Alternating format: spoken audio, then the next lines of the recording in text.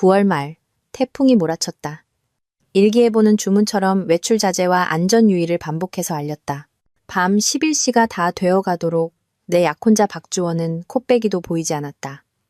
우리는 약혼한 사이였고 결혼까지 2달이 남아 있었다. 불과 며칠 전만 해도 손을 잡고 웨딩드레스를 고르러 다녔는데 마음이 불타는 듯 초조해져 그에게 메시지를 보냈다. 한참을 기다려도 답장은 없었다. 비는 점점 거세지고 바람은 울부짖듯 불었다. 이 날씨에 박주원은 돌아오지 않을 것 같다는 생각이 들기 시작했다. 나는 한숨을 쉬며 중얼거렸다. 자야겠다. 내일 수술이 2건이나 있는데. 눈을 붙인 지 얼마 되지 않아 전화벨이 요란하게 울렸다. 의사로서 나는 절대 휴대폰을 끄지 않는다. 사람 목숨은 지체할 수 없는 일이니까. 나는 전화를 받았다. 수화기 너머에서는 고막을 바늘로 찌르는 듯한 날카로운 목소리가 들려왔다. 서아 언니, 주원 오빠가 사고를 당했어요. 의식불명이에요. 비가 너무 많이 와서 차를 부를 수가 없어요. 빨리 와주세요. 내가 한마디 물어볼 틈도 없이 전화는 끊어졌다. 그리고 바로 위치 정보가 하나 날아왔다. 생각할 겨를도 없이 나는 벌떡 일어나 옷을 갈아입고 의료용 가방을 챙겨 소방관처럼 집을 뛰쳐나갔다. 지하 주차장에 이르자 바람이 얼굴을 정면으로 때렸고 비는 물을 퍼붓는 듯했다. 천둥 번개가 치는 가운데 나는 미친 듯이 차를 몰아 신호등 2개를 무시하고 마침내 목적지에 도착했다. 하지만 이상하게도 그 거리에는 아무도 없었다. 사람 그림자 하나 보이지 않았다. 나는 송유나에게 전화를 걸었다. 유나야, 나 도착했어. 다들 어디 있어? 그 애의 목소리는 마치 음식을 주문하는 것처럼 태연하게 들려왔다. 다친 사람은 함부로 옮기면 안 되죠. 언니 의료인이면서 기본적인 응급처치 상식도 잊었어요? 말을 마치자마자 그 애는 전화를 끊어버렸다. 1초 뒤, 나는 또 다른 위치 정보를 받았다. 이번에는 정신을 차린 박주원이 직접 보낸 것이었다. 미안하다는 말과 함께. 사고는 무슨 놈의 사고, 나는 운전대를 꽉 쥐고 심호흡을 했다. 새로운 위치는 여기서 약 500m 떨어진 곳, 박주원이 늘 어울리며 좋은 술과 멋진 음악을 자랑하던 바로 그라운지바였다. 나는 여전히 바보같이 생각했다. 정말 사고가 났나 보다. 비가 너무 와서 잠시 피신한 거겠지. 그래, 나는 그런 걸 믿고 있었다.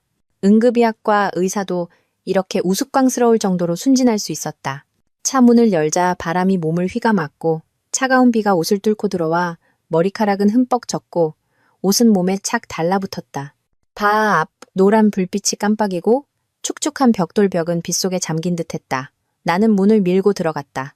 꽃무늬가 조각된 칸막이 너머로 안쪽 개인실이 숨막힐 정도로 소란스러운 것이 똑똑히 보였다. 쿵쾅거리는 음악 소리와 흥분한 함성 속에서 박주원은 송유나와 러브샷을 하고 있었다. 마치 누가 죽어가는 사람처럼 나를 부른 바로 그 애였다. 그 애는 붉은색 슬립 드레스를 입고 있었는데 하얀 목과 풍만한 가슴이 노골적으로 드러났고 술은 입술 위에서 출렁였다. 박주원은 새하얀 셔츠에 머리는 번쩍이게 넘겼고 얼굴은 마치 향수가 사고를 치료해준 것처럼 멀쩡했다. 반면 나는 흠뻑 젖어 엉망인 채 여전히 의료용 가방을 든 채 바보처럼 문 앞에 우두커니 서 있었다. 방 안의 친구들이 소리쳤다. 키스해! 키스해! 형수님 진짜 오셨네. 내가 말했잖아. 형수님은 주원 형 다쳤다는 소리 들으면 바로 달려올 거라고. 또 주원 형이 내기에서 이겼네. 한마디 한마디가 뺨을 후려치는 것 같았다. 알고 보니 연인이 크게 다쳤다고 생각해 빗속을 뚫고 달려온 의사인 나는 그저 쓰레기 같은 놈들의 값싼 내깃거리였을 뿐이다. 박주원과 송유나는 그제야 태연하게 서로에게서 떨어졌다. 그 애는 애매하게 웃으며 얼굴이 붉어져 있었는데 술 때문인지 아니면 내 약혼자와 눈빛을 교환했기 때문인지 알 수 없었다. 나는 안으로 들어가 조용히 문을 닫고 안에서 잠갔다. 방 안은 순식간에 조용해졌고 공기는 숨이 막힐 듯했다. 박주원은 나를 흘끗 보더니 얼음장처럼 차가운 목소리로 말했다. 서아야, 이리 와서 앉아. 놀 거 다 놀고 집에 가자. 기다릴게. 뼛속까지 시린 무심한 한마디였다. 송유나는 즉시 다가와 아무 일 없었다는 듯 활짝 웃었다. 서아 언니, 아까는 그냥 장난이었어요. 제가 게임에서 져서 언니한테 전화한 거예요. 화내지 마세요. 그 애는 눈을 깜빡이며 혀를 내밀고 순진한 토끼처럼 굴었지만 내 눈에 번뜩인 것은 독사의 도끼뿐이었다. 나는 내민 혀를 뚫어지게 쳐다보며 아무 말 없이 손을 뻗어 그 애의 머리채를 휘어잡았다. 손가락을 목구멍 깊숙이 찔러 넣었다. 정확하고 깔끔하고 단호하게. 나는 의사다. 구토를 유발하는 지점이 어디인지 아주 잘 알고 있고 의료 지식을 이용해 생물학적 폐기물을 처리하는 데 거리낌이 없다. 3초도 안 되어 송윤아는 술과 위액이 섞인 토사물을 바닥에 쏟아냈다. 나는 손을 놓았고 그 애가 정신을 차릴 틈도 주지 않고 머리채를 뒤로 잡아당겨 뺨을 후려쳤다. 짝짝짝 소리가 북처럼 울리며 날카롭고 차갑게 퍼져나갔다. 술과 토사물 냄새로 가득 찬 방 안에서 그 애는 비명 한 번 지르고는 입가에서 피와 토사물이 섞여 흘러나왔다. 박주원은 얼어붙은 듯 서 있었고 친구들은 입을 떡 벌린 채 아무도 반응하지 못했다. 내가 송윤아의 머리카락을 한 움큼 뽑아냈을 때야 비명이 터져나왔다. 그만해. 윤서아, 너 미쳤어? 박주원이 고함을 질렀다. 나는 대답하지 않고 테이블 위에 맥주병을 집어들어 깨뜨렸다. 병목 부분을 쥔 채 그에게 달려들었다. 박주원은 비명을 지르며 쥐가 고양이를 본 듯 뒤로 물러섰다. 나는 머리채를 잡고 주먹으로 치고 발로 차고 핥히고 비틀고 꺾었다. 내가 의학과 삶에서 배운 모든 기술을 동원했다. 박주원은 내게 맞아 형체를 알아볼 수 없게 되었다. 친구들이 마침내 달려들어 말리며 더듬거렸다. 형수님, 오해예요. 그냥 장난이었어요. 송윤아는 얼굴이 퉁퉁 붓고 입에는 피가 가득했으며 혀가 부어 말이 뭉개졌다. 언니 서언니, 죄송해요. 저 죽고 싶지 않아요. 나는 테이블 위에 유리 잿더리를 집어 높이 들고 떨고 있는 얼굴들을 하나씩 훑어보았다. 그래, 내가 웃음거리였구나. 박주원이 비틀거리며 일어나며 얼굴이 퍼렇게 질려 있었다. 윤서아, 헤어지자. 쨍그랑. 잿더리가 그의 머리 위를 스쳐 벽에 부딪혀 산산조각 났다. 그 소리는 사형 선고처럼 날카롭고 차가웠다. 박주원은 몸을 움츠렸고 눈에는 공포가 가득했지만 여전히 고함을 질렀다. 너 미쳤어? 그냥 장난 좀 친 건데 일을 이렇게까지 크게 만들어야 해? 친구들도 끼어들기 시작했다. 형수님, 그냥 게임이었어요. 주원 형이랑 유나랑은 아무 사이도 아니에요. 화내지 마세요. 나는 차갑게 웃었다. 뼛속까지 시린 웃음이었다. 아, 내가 질투 때문에 미쳤다고? 나는 천천히 주머니에서 메스를 꺼내 탁 소리를 내며 테이블 위에 놓았다. 방 안은 죽은 듯이 고요해졌다. 내 목소리는 평온했지만 한 글자 한 글자가 살을 내는 칼날 같았다. 말해봐. 이 게임을 시작한 놈이 누구야? 모든 시선이 일제히 송윤아에게 쏠렸다. 사실 물어볼 필요도 없지. 그냥 바람 피운 거라면 남자들은 숨겼을 테니까. 배신이 비겁한 짓인 줄은 아니까. 하지만 다른 사람의 진심 어린 걱정을 웃음거리로 만드는 건 인간으로서의 자격을 상실한 거야. 나를 화나게 한 건 남녀 문제가 아니었어. 미친 듯한 태풍, 사고를 알리는 전화, 곧 사라질 것 같았던 한 사람의 목숨 때문이었지. 나는 의사야. 생명의 가치를 알아. 내가 위험을 무릅쓰고 빗속을 달려간 건 내가 사랑하는 사람이 생사의 갈림길에 놓여 있다고 생각했기 때문이야. 하지만 알고 보니 모든 게 저급한 연극이었지. 나는 고개를 들어 천장을 바라보았다. 밖에서는 여전히 비가 방 안 사람들의 인격을 위한 장송곡처럼 쏟아져 내렸다. 따뜻한 물방울 하나가 눈가에서 떨어졌다. 마음이 아파서가 아니라 역겨워서였다. 송윤아는 흐느꼈다. 서아 언니, 죄송해요. 제 잘못이에요. 박주원은 아직 숨이 붙어 있었고 마지막 남은 권위를 지키려는 듯 소리쳤다. 송윤아 뭐가 미안해. 저 여자가 잘못한 거야. 서아야, 너 정말 너무 하는군. 확실히 말해두지. 우리 헤어. 나는 그가 말을 끝내게 두지 않았다. 나는 온 힘을 다해 송윤아의 머리채를 잡아 그의 앞으로 끌고 와. 날카로운 칼날 같은 눈빛으로 한 글자 한 글자 힘주어 말했다. 박주원. 나는 손에 쥔 메스를 꽉 쥐고 이를 악물며 말했다. 만약 오늘 네 입에서 헤어지자는 두 글자가 나온다면 나는 차가운 칼끝을 송윤아의 목에 대고 한 글자씩 눌러 말했다. 여기 있는 너희들 모두 살아남을 생각 마라. 방 안은 즉시 죽음처럼 고요해졌다. 박주원은 입이 굳었고 송윤아는 돌처럼 굳었다. 날 갖고 놀아? 나는 차갑게 웃었다. 넌 나한테 그런 단어를 쓸 자격도 없어. 나는 고개를 들어 눈앞의 사람들을 훑어보며 한마디 한마디를 칼날처럼 날렸다. 쓰레기는 버려져야 하고 어떻게 버릴지는 내 마음이다. 그들은 내가 진정되었다고 생각했다. 내가 이 모든 게 장난이었다고 믿었다고 생각했다. 내가 한바탕 소란을 피운 뒤 조용히 넘어갈 거라고 생각했다. 그들은 정말 순진했다. 박주원이 소리쳤다. 너 미쳤어. 칼 내려놔. 나는 휙 돌아보며 눈에서 불꽃을 튀기며 그의 귓가에 천둥처럼 소리쳤다. 그 값싼 경고 따위 집어치워. 이 쓰레기야. 오늘 내가 물고기가 죽고 그물이 찢어지는 한이 있더라도 너랑 인연을 같이 지옥으로 보내주마. 나는 그의 친구들을 향해 경멸적으로 웃었다. 그리고 너희들도 나 혼자 너희 여럿을 상대하는 게 가치가 있나? 정말 웃기는군. 박주원은 비겁한 놈들하고만 어울리는구나. 바로 그때 한 놈이 떨면서 문으로 달려가 손잡이를 돌렸다. 형수님, 저는 상관없어요. 맹세해요. 안타깝게도 문은 안에서 잠겨 있었고 한 번 돌리는 것만으로는 이 굴욕적인 운명에서 벗어날 수 없었다. 나는 송유나의 머리채를 쥐고 그녀의 얼굴을 뒤로 젖힌 채 칼을 뺨에 바싹 갖다 댔다. 송양, 아직도 장난이라고 할 건가? 그녀는 온몸을 떨며 입술이 파래졌고 달기 모이를 쪼듯 고개를 끄덕였다. 서아 언니, 그냥 장난이에요. 저희 아무 사이 아니라고 맹세해요. 나는 입꼬리를 올리며 칼날로 그녀의 얇은 붉은 드레스 끈을 스윽 하고 잘라버렸다. 드레스가 아래로 흘러내렸다. 또 한 번 스윽 소리와 함께 브래지어 끈이 끊어졌다.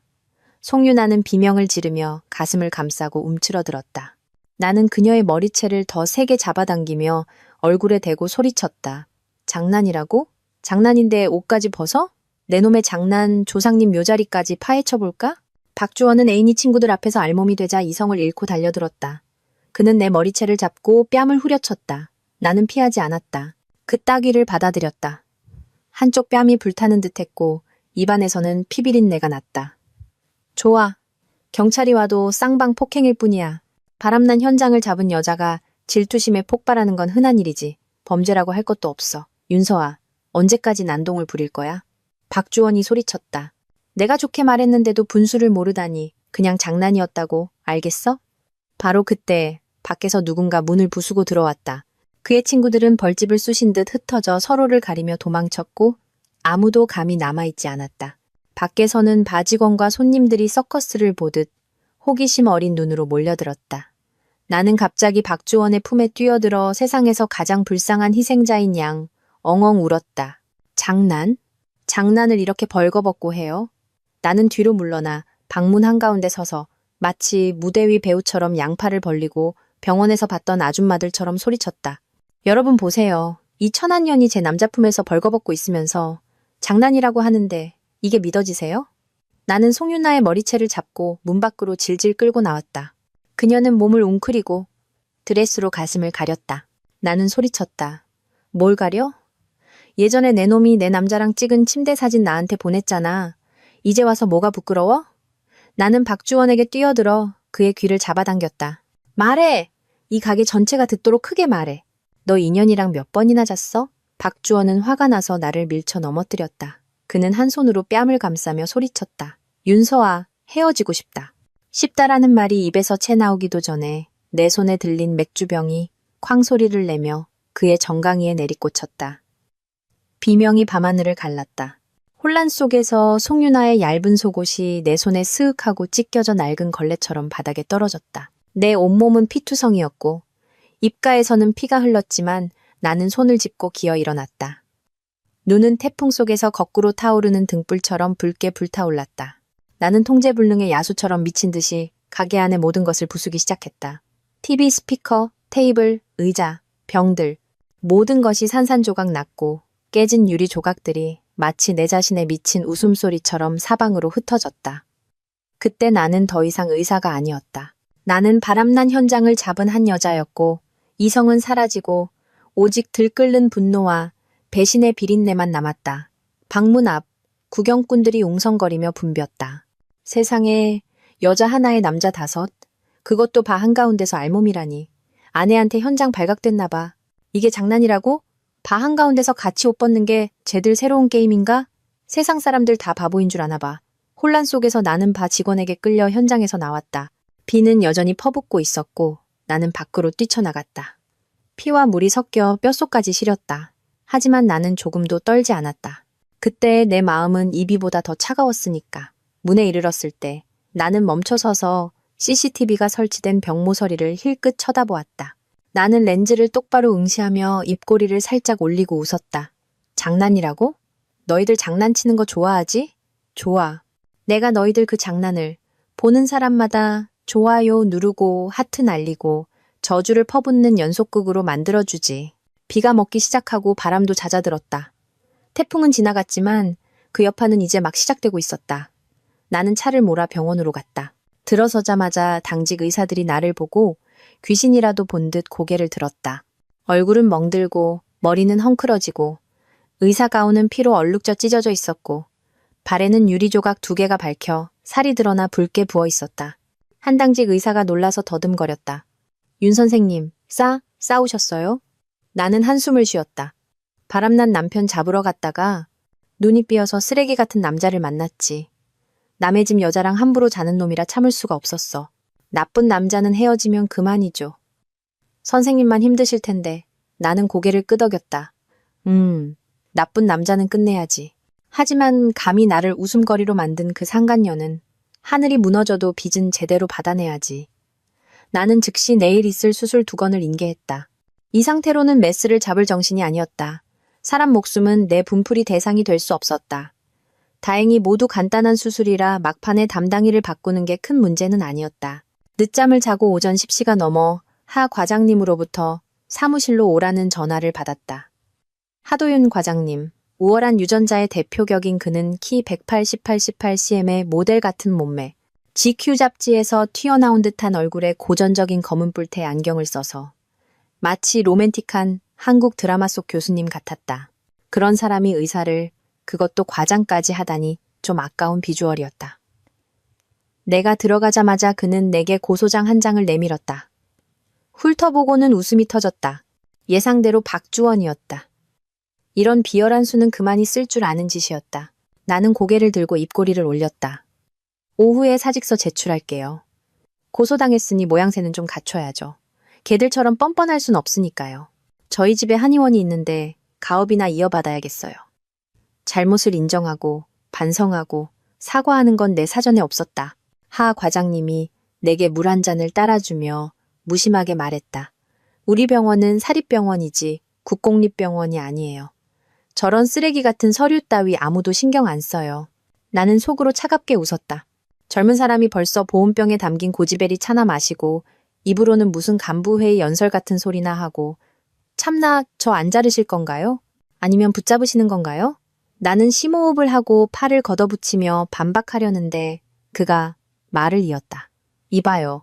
그렇게 힘주지 말고 그냥 한 가지만 물어볼게요. 부산으로 발령받을 생각 있어요? 그쪽에 수석 의사가 부족해서요? 나는 눈을 깜빡였다. 저 안 잘라요? 그가 웃었다. 윤서아 선생. 실력 있는 수술 전문의는 어디서나 귀한 자원이에요. 윤 선생 같은 인재를 병원이 놓칠 리 없죠. 일단 며칠 휴가 내고 그 쓰레기 같은 남자 문제부터 해결하고 나서 다시 생각해요. 나는 욕이 나올 뻔했다. 다 알고 있었잖아. 이 병원 사람들 아침 먹으면서 내 다음 편 드라마나 기다리고 있었겠지. 오케이. 나는 고개를 끄덕이고 사무실을 나섰다. 병원 문을 나서자마자 휴대폰을 꺼내 바로 전화를 걸었다. 이대로 끝날 줄 알았어? 내가 떠나면 너희들이 편히 살 줄 알았어? 미안하지만 즐겁게 살고 싶으면 내가 허락해야 할걸. 전화벨이 한번 울리자마자 상대방이 받았다. 여보세요? 삼촌, 저예요. 윤서아. 나는 빙빙 돌리지 않고 바로 본론으로 들어갔다. 수화기 너머에서 즉시 호탕한 웃음소리가 터져나왔다. 아이고, 우리 보살님. 당신이 나한테 전화를 다 하고 하늘에 무슨 일이라도 생겼나 보네. 시간 날 때 차 한잔하러 와요. 내가 인삼차 다려놓고 기다릴게. 삼촌은 내 옛 환자였다. 소위 말하는 어둠의 세계에 몸담고 있는 사람으로 거미줄처럼 얽힌 인맥을 자랑하며 어딜 가나 아는 사람이 있었다. 하지만 아무리 대단해도 갑작스러운 심근경색 앞에서는 속수무책이었다. 그날 밤 그는 거의 죽기 직전 상태로 병원에 실려왔다. 심장이 거의 30초나 멈췄었다. 내가 당직 주치의였고 우리 팀 전체가 몇 시간을 사투를 벌인 끝에 그를 저승문턱에서 다시 끌고 왔다. 그 후로 그는 나를 살아있는 보살님이라 부르며 가슴을 쳤다. 이 서울 땅에서 당신이 입만 열면 내가 다 책임질게. 그래서 오늘 나는 조금도 사양하지 않았다. 삼촌, 채권 추심 일하시죠? 괜찮으시면 형님들 선언만 빌려주실 수 있을까요? 마 삼촌은 호탕하게 웃으며 내가 뭘 하려는지 물었다. 나는 입꼬리를 올렸다. 제 남편을 다른 여자한테 뺏겼어요. 몇 분 빌려서 그 집에 향이라도 좀 피워드릴까 해서요. 겸사겸사 삼촌께 몇 가지 조사도 부탁드리고요. 마 삼촌은 더 묻지 않고 껄껄 웃으며 간단하게 말했다. 걱정 마. 1시간 뒤에 도착할 거야. 나는 차를 몰아 집으로 향했다. 비는 그치고 해가 쨍쨍 내리쬐며 마치 벌을 주듯 얼굴을 때렸다. 태풍이 지나간 도시는 이상할 정도로 평온해 보였다. 사람과 차들로 붐비고 거리는 깨끗했으며 하늘은 아무 일도 없었다는 듯 파랬다. 하지만 내 안에는 모든 것을 날려버릴 또 다른 폭풍이 기다리고 있었다. 문을 열고 집에 들어서자 박주원이 소파에 다리를 꼬고 앉아 TV 리모컨을 들고 있었다. 그의 얼굴은 아무 일도 없었다는 듯 무심했다. 나는 그를 쳐다보지도 않고 침실로 직행의 짐을 싸기 시작했고 바로 이삿짐 센터에 전화를 걸었다. 박주원은 졸졸 따라와 문가에 서서 미간을 찌푸렸다. 윤서아, 뭐 하는 거야? 그의 목소리에는 마치 내가 잘못한 사람인 양 따지는 투가 섞여 있었다. 나는 무시하고 계속해서 옷을 하나씩 접어 캐리어에 넣었다. 그는 통하지 않자 목소리를 바꿨다. 서아야, 그만 좀 해. 연말에 우리 결혼해야 하잖아. 지난 일은 그냥 잊고 네가 송윤아한테 사과 한마디 하고 가방 하나 사주면 끝나. 저번에 네가 부산에서 가져온 에르메스 가방, 그거 걔한테 줘도 되고. 그가 내뱉는 말 한마디 한마디가 마치 내 뺨을 후려치는 것 같았다. 그 에르메스 가방은 VIP 환자가 준 감사 선물이었고 한정판에 비쌌지만 무엇보다 중요한 것은 그 마음이었다. 그런데 이제 와서 상간녀에게 선물하라고 하다니 내 자존심을 뽑아 다른 사람 얼굴에 처박을 하는 것과 다름없었다. 나는 반응할 가치도 느끼지 못하고 캐리어 지퍼를 마저 닫으며 냉담하게 말했다. 나 나갈 거야. 박주원. 이 관계에서 널 찰 권리는 나한테만 있어. 넌 나한테 헤어지자는 두 글자를 말할 자격이 없어. 어젯밤 일 네가 장난 좀 쳤다고 끝날 줄 알아? 날 웃음거리로 만들어 놓고 이제 와서 내가 그년한테 사과하길 바래? 에르메스 가방을 선물하라고? 지금 대낮에 꿈꾸는 거야? 나는 평온하고 고른 목소리로 말했다. 울지도 소리치지도 않았지만 한 글자 한 글자가 듣는 사람의 심장 속 피를 얼릴 만큼 차가웠다. 박주원은 얼굴이 붉어지며 소리쳤다. 일을 이만큼 크게 벌여놓고 아직 부족해? 내가 분명히 말했잖아. 그냥 장난이었다고. 네가 사람들 앞에서 그 애를 때리고 옷을 벗겼어. 걔가 앞으로 어떻게 살겠어. 사과 한마디 하는 게 그렇게 어려워? 나는 대답하지 않고 옆에 있던 유리 꽃병을 집어들었다. 쨍그랑. 날카로운 파열음이 울리고 파편이 바닥에 흩어졌다. 마치 우리의 7년 감정처럼 산산조각 나 다시는 붙일 수 없게 되었다. 너 미쳤어? 박주원이 문 뒤에 숨어 소리쳤다. 나는 몸을 숙여 유리 조각 하나를 집어 손에 쥐고 한 걸음씩 다가갔다. 박주원. 나는 낮지만 또렷한 목소리로 마치 살갗을 베는 칼날처럼 말했다. 네가 한 번만 더 그 장난이었다는 말을 입에 담으면 맹세컨대 오늘 널 죽여버릴 거야. 협박이 아니야. 진짜야. 선고라고. 너랑 그 쓰레기 같은 친구들이 뭘 하든 그건 너희들 자유야. 하지만 무슨 권리로 날 광대로 만들어? 나는 의사야. 다른 사람 목숨을 구하는 사람이지 너희 같은 머저리들 술판에서 내깃거리로 삼을 인형이 아니라고. 나는 한 글자 한 글자 힘주어 말했다. 눈도 깜빡이지 않고 목소리도 떨리지 않았다. 박주원은 얼어붙었고 얼굴은 하얗게 질렸다. 한참 뒤에야 그는 이를 악물고 으르렁거렸다. 좋아. 헤어지려면 헤어져. 하지만 넌 후회하게 될 거야. 바로 그 순간 내 휴대폰이 울렸다. 이삿짐 센터에서 온 전화였다. 그들은 이미 문 앞에 도착해 있었다. 나는 그들에게 바로 올라오라고 말했다. 10분도 안 되어 기사님들이 도착했고 특별 임무를 수행하듯 재빠르게 내 모든 짐을 차에 실었다. 떠나기 전 한 기사님이 돌아와 물었다. 손님, 더 가져갈 거 있으세요? 박주원은 여전히 소파에 앉아 돈처럼 차가운 얼굴로 TV 화면에 눈을 고정하고 있었다. 마치 모든 게 자기와 상관없는 일인 것처럼. 나는 곧장 티테이블로 가서 유리 잿더리를 집어들어 TV에 그대로 던져버렸다. 수백만 원짜리 화면이 산산조각 나며 대낮에 불꽃놀이처럼 섬광을 터뜨렸다. 박주원은 즉시 벌떡 일어나 고함을 질렀다. 윤서아, 내가 체면은 지켜줬는데 아직도 뭘 더 하려는 거야? 나는 등을 돌리고 그를 쳐다보지도 않은 채 칼날처럼 차가운 목소리로 한마디 남겼다. 네가 날 광대로 만들었으니 오늘부터 내가 널 단 하루도 편히 살지 못하게 만들어주지. 말을 마치고 나는 캐리어를 끌고 아파트를 나섰다. 근처에 80제곱미터 정도 되는 작은 아파트가 있었다.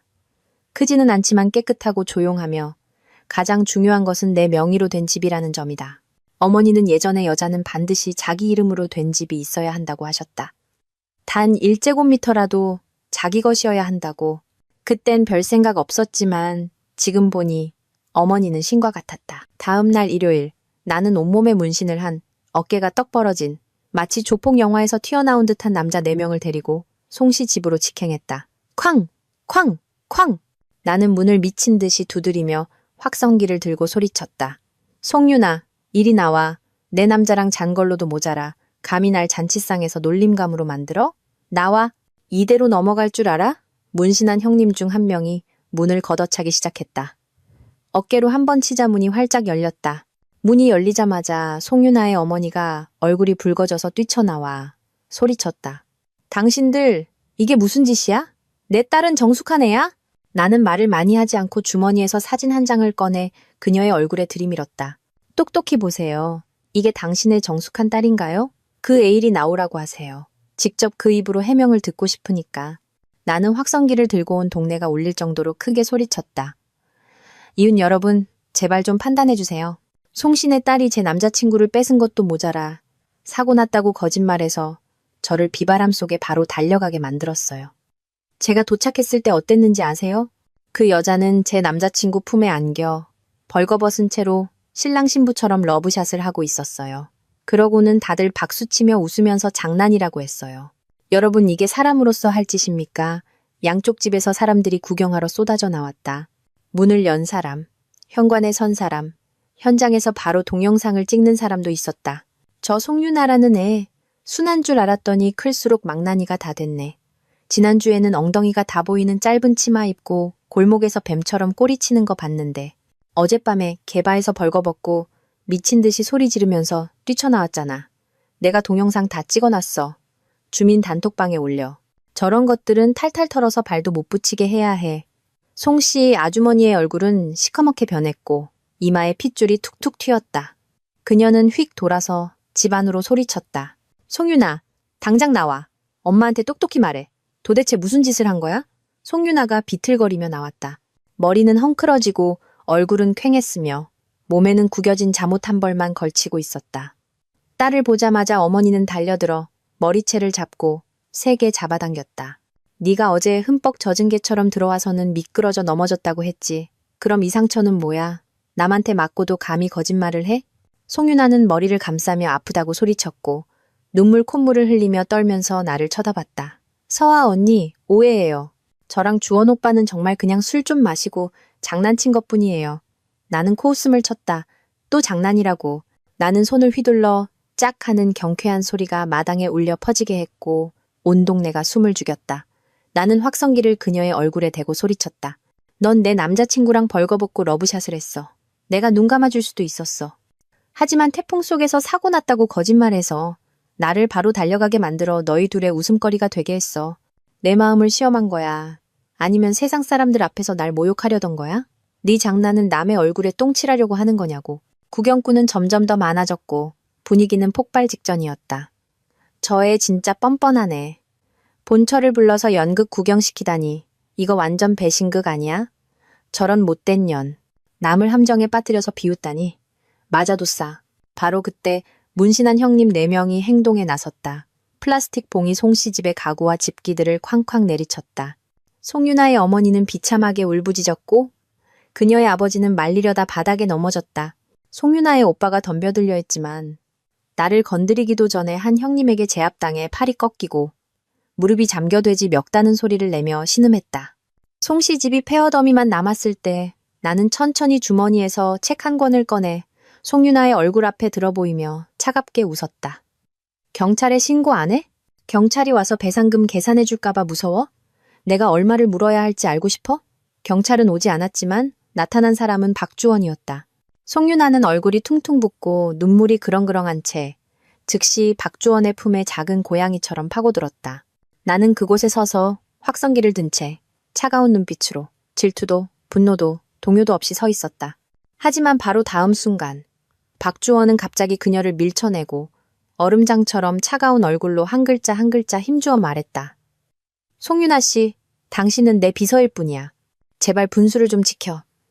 송윤아는 뺨을 맞은 듯 얼어붙어 비명을 질렀다. 박주원 씨, 그게 무슨 말이에요? 박주원은 태연하게 옷깃을 바로잡으며 아무런 동요 없는 목소리로 말했다. 무슨 말이냐고? 어젯밤에 내가 친구들이랑 술 몇 잔 하러 갔는데 당신이 굳이 따라오겠다고 했잖아. 당신이 술에 취해 봐 한가운데서 옷을 벗고 멋대로 내 아내에게 전화해서 내가 다리가 부러졌다고 사고 났다고 거짓말해서 그녀를 빗속에 오게 했잖아. 당신이 모든 일을 엉망으로 만들고 사람들 앞에서 내 체면까지 깎아내렸어. 당신이 너무하다고 생각 안 해? 송윤아는 입을 떡 벌리고 그를 쳐다보며 자신의 귀를 믿을 수 없다는 표정이었다. 사실 나도 웃겼다. 바로 어제만 해도 그는 나에게 송윤아에게 사과하라고 했고 한정판 에르메스 가방으로 상간녀의 정신적 피해를 보상해 주길 원했다. 그런데 이제 와서 세상 사람들 앞에서 깨끗하게 발뺌하고 모든 잘못을 그녀에게 뒤집어 씌우다니 마치 전혀 모르는 사이인 것처럼. 생각해보니 그럴만도 했다. 박씨 집안은 진짜 재벌가였고 박주원은 그저 혼의 자식에 불과했다. 잘생기고 공부 잘하고 자회사 하나를 맡아 관리하게 되었어도 그저 은혜를 입은 서자일 뿐이었다. 만약 어젯밤 바에서의 영상이 윗사람들, 특히 그를 눈엣 가시처럼 여기는 이복 누나, 박주희의 손에 들어간다면 그의 인생은 끝장날 게 뻔했다. 박주원은 내게 다가와 손을 잡고 마치 억울한 남자 주인공 연기를 하듯 부드러운 목소리로 말했다. 서아야, 미안해. 그 여자가 뒤에서 그런 짓을 할 줄은 몰랐어. 감히 너한테 거짓말해서 빗속을 뚫고 오게 할 줄이야. 말이 채 끝나기도 전에 송윤아는 폭발했다. 그녀는 달려들어 미친 듯이 소리쳤다. 박주원, 너 무슨 개소리야. 그래, 그 게임 내가 제안했어. 하지만 내기는 어떡할 건데. 윤서아가 널 너무 사랑해서 바람 피워도 화도 못 낼 거라고 네가 말했잖아. 네가 직접 친구들이랑 그걸로 내기했잖아. 결과는 어땠는데? 내가 그 늙은 여자한테 뺨 맞고 옷까지 다 벗겨줬어. 이제 와서 싹 발뺌하고 싶어? 다 내 탓으로 돌리고 싶냐고? 박주원, 너 남자 맞아? 나는 늙은 여자라는 말에 즉시 발걸음을 옮겨 한 형님의 손에서 플라스틱 봉을 낚아채 근처 의자를 쾅 하고 내리쳐 박살냈다. 송씨, 방금 누구한테 늙은 여자라고 했어? 송윤아는 온몸을 떨며 덫에 걸린 쥐처럼 움츠러들었다. 나는 다가가 눈을 붉게 빛내며 말했다. 이 천한년아, 내가 언제 늙었어? 내가 널 아직 개라고 부르지도 않았는데. 네가 먼저 짖는구나? 그리고 휙 돌아서 박주원에게 한 글자 한 글자 힘주어 말했다. 그리고 너 나한테서 떨어져. 내 얼굴만 봐도 토할 것 같으니까. 말을 마치고 나는 머리를 휘날리며 단호하게 등을 돌려 사람들을 이끌고 송씨 집을 떠났다. 확성기는 여전히 손에 들고 마치 참수형을 내리고 군대를 철수시키는 여왕처럼 고개를 높이 들었다. 문 밖으로 나오자 옆에 있던 한 문신한 형님이 조심스럽게 물었다. 누님, 근데 송씨 집안은 왜 경찰에 신고 안 하죠? 나는 피식 웃었다. 아, 그 송윤아라는 애. 자기가 무슨 재벌 총수와 사랑에 빠진 로맨스 소설 주인공인 줄 알았나 보지? 그가 깨달은 듯 고개를 끄덕였다. 아, 남자 주인공이 자기를 지켜줄 줄 알았나? 자기가 무적의 여주인공인 줄 알았나 보네. 나는 웃었다. 나를 속이면 박씨 집안 며느리가 될 줄 알았나 봐. 이제야 알았겠지. 영화는 망상에 빠진 애들 뇌 속에서나 상영된다는 걸. 현실에서는 내가 감독이야. 문신한 형님들이 와하하 웃었다. 한 명이 아쉬운 듯 물었다. 그럼 누님, 다음에 또 뭐 하실 계획 있어요? 아직 몸도 안 풀렸는데 판이 끝나버렸네. 나는 고개를 저으며 바람처럼 가볍게 웃었다. 됐어. 이만큼 부순 걸로 충분해. 큰 싸움인 줄 알았더니 전투력이 썩은 집단처럼 약해서 사회적 자원 낭비였네. 집에 돌아와 부모님께 모든 것을 이야기하고 헤어졌다고 말씀드렸다.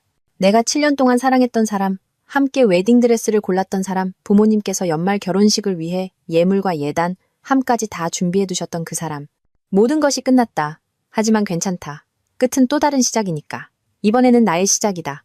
박주원도 송윤아도 어떤 웃음거리도 없는. 부모님은 이야기를 듣고 얼굴색이 변하셨다. 어머니는 울면서 화를 내시며 허공에 대고 소리치셨다.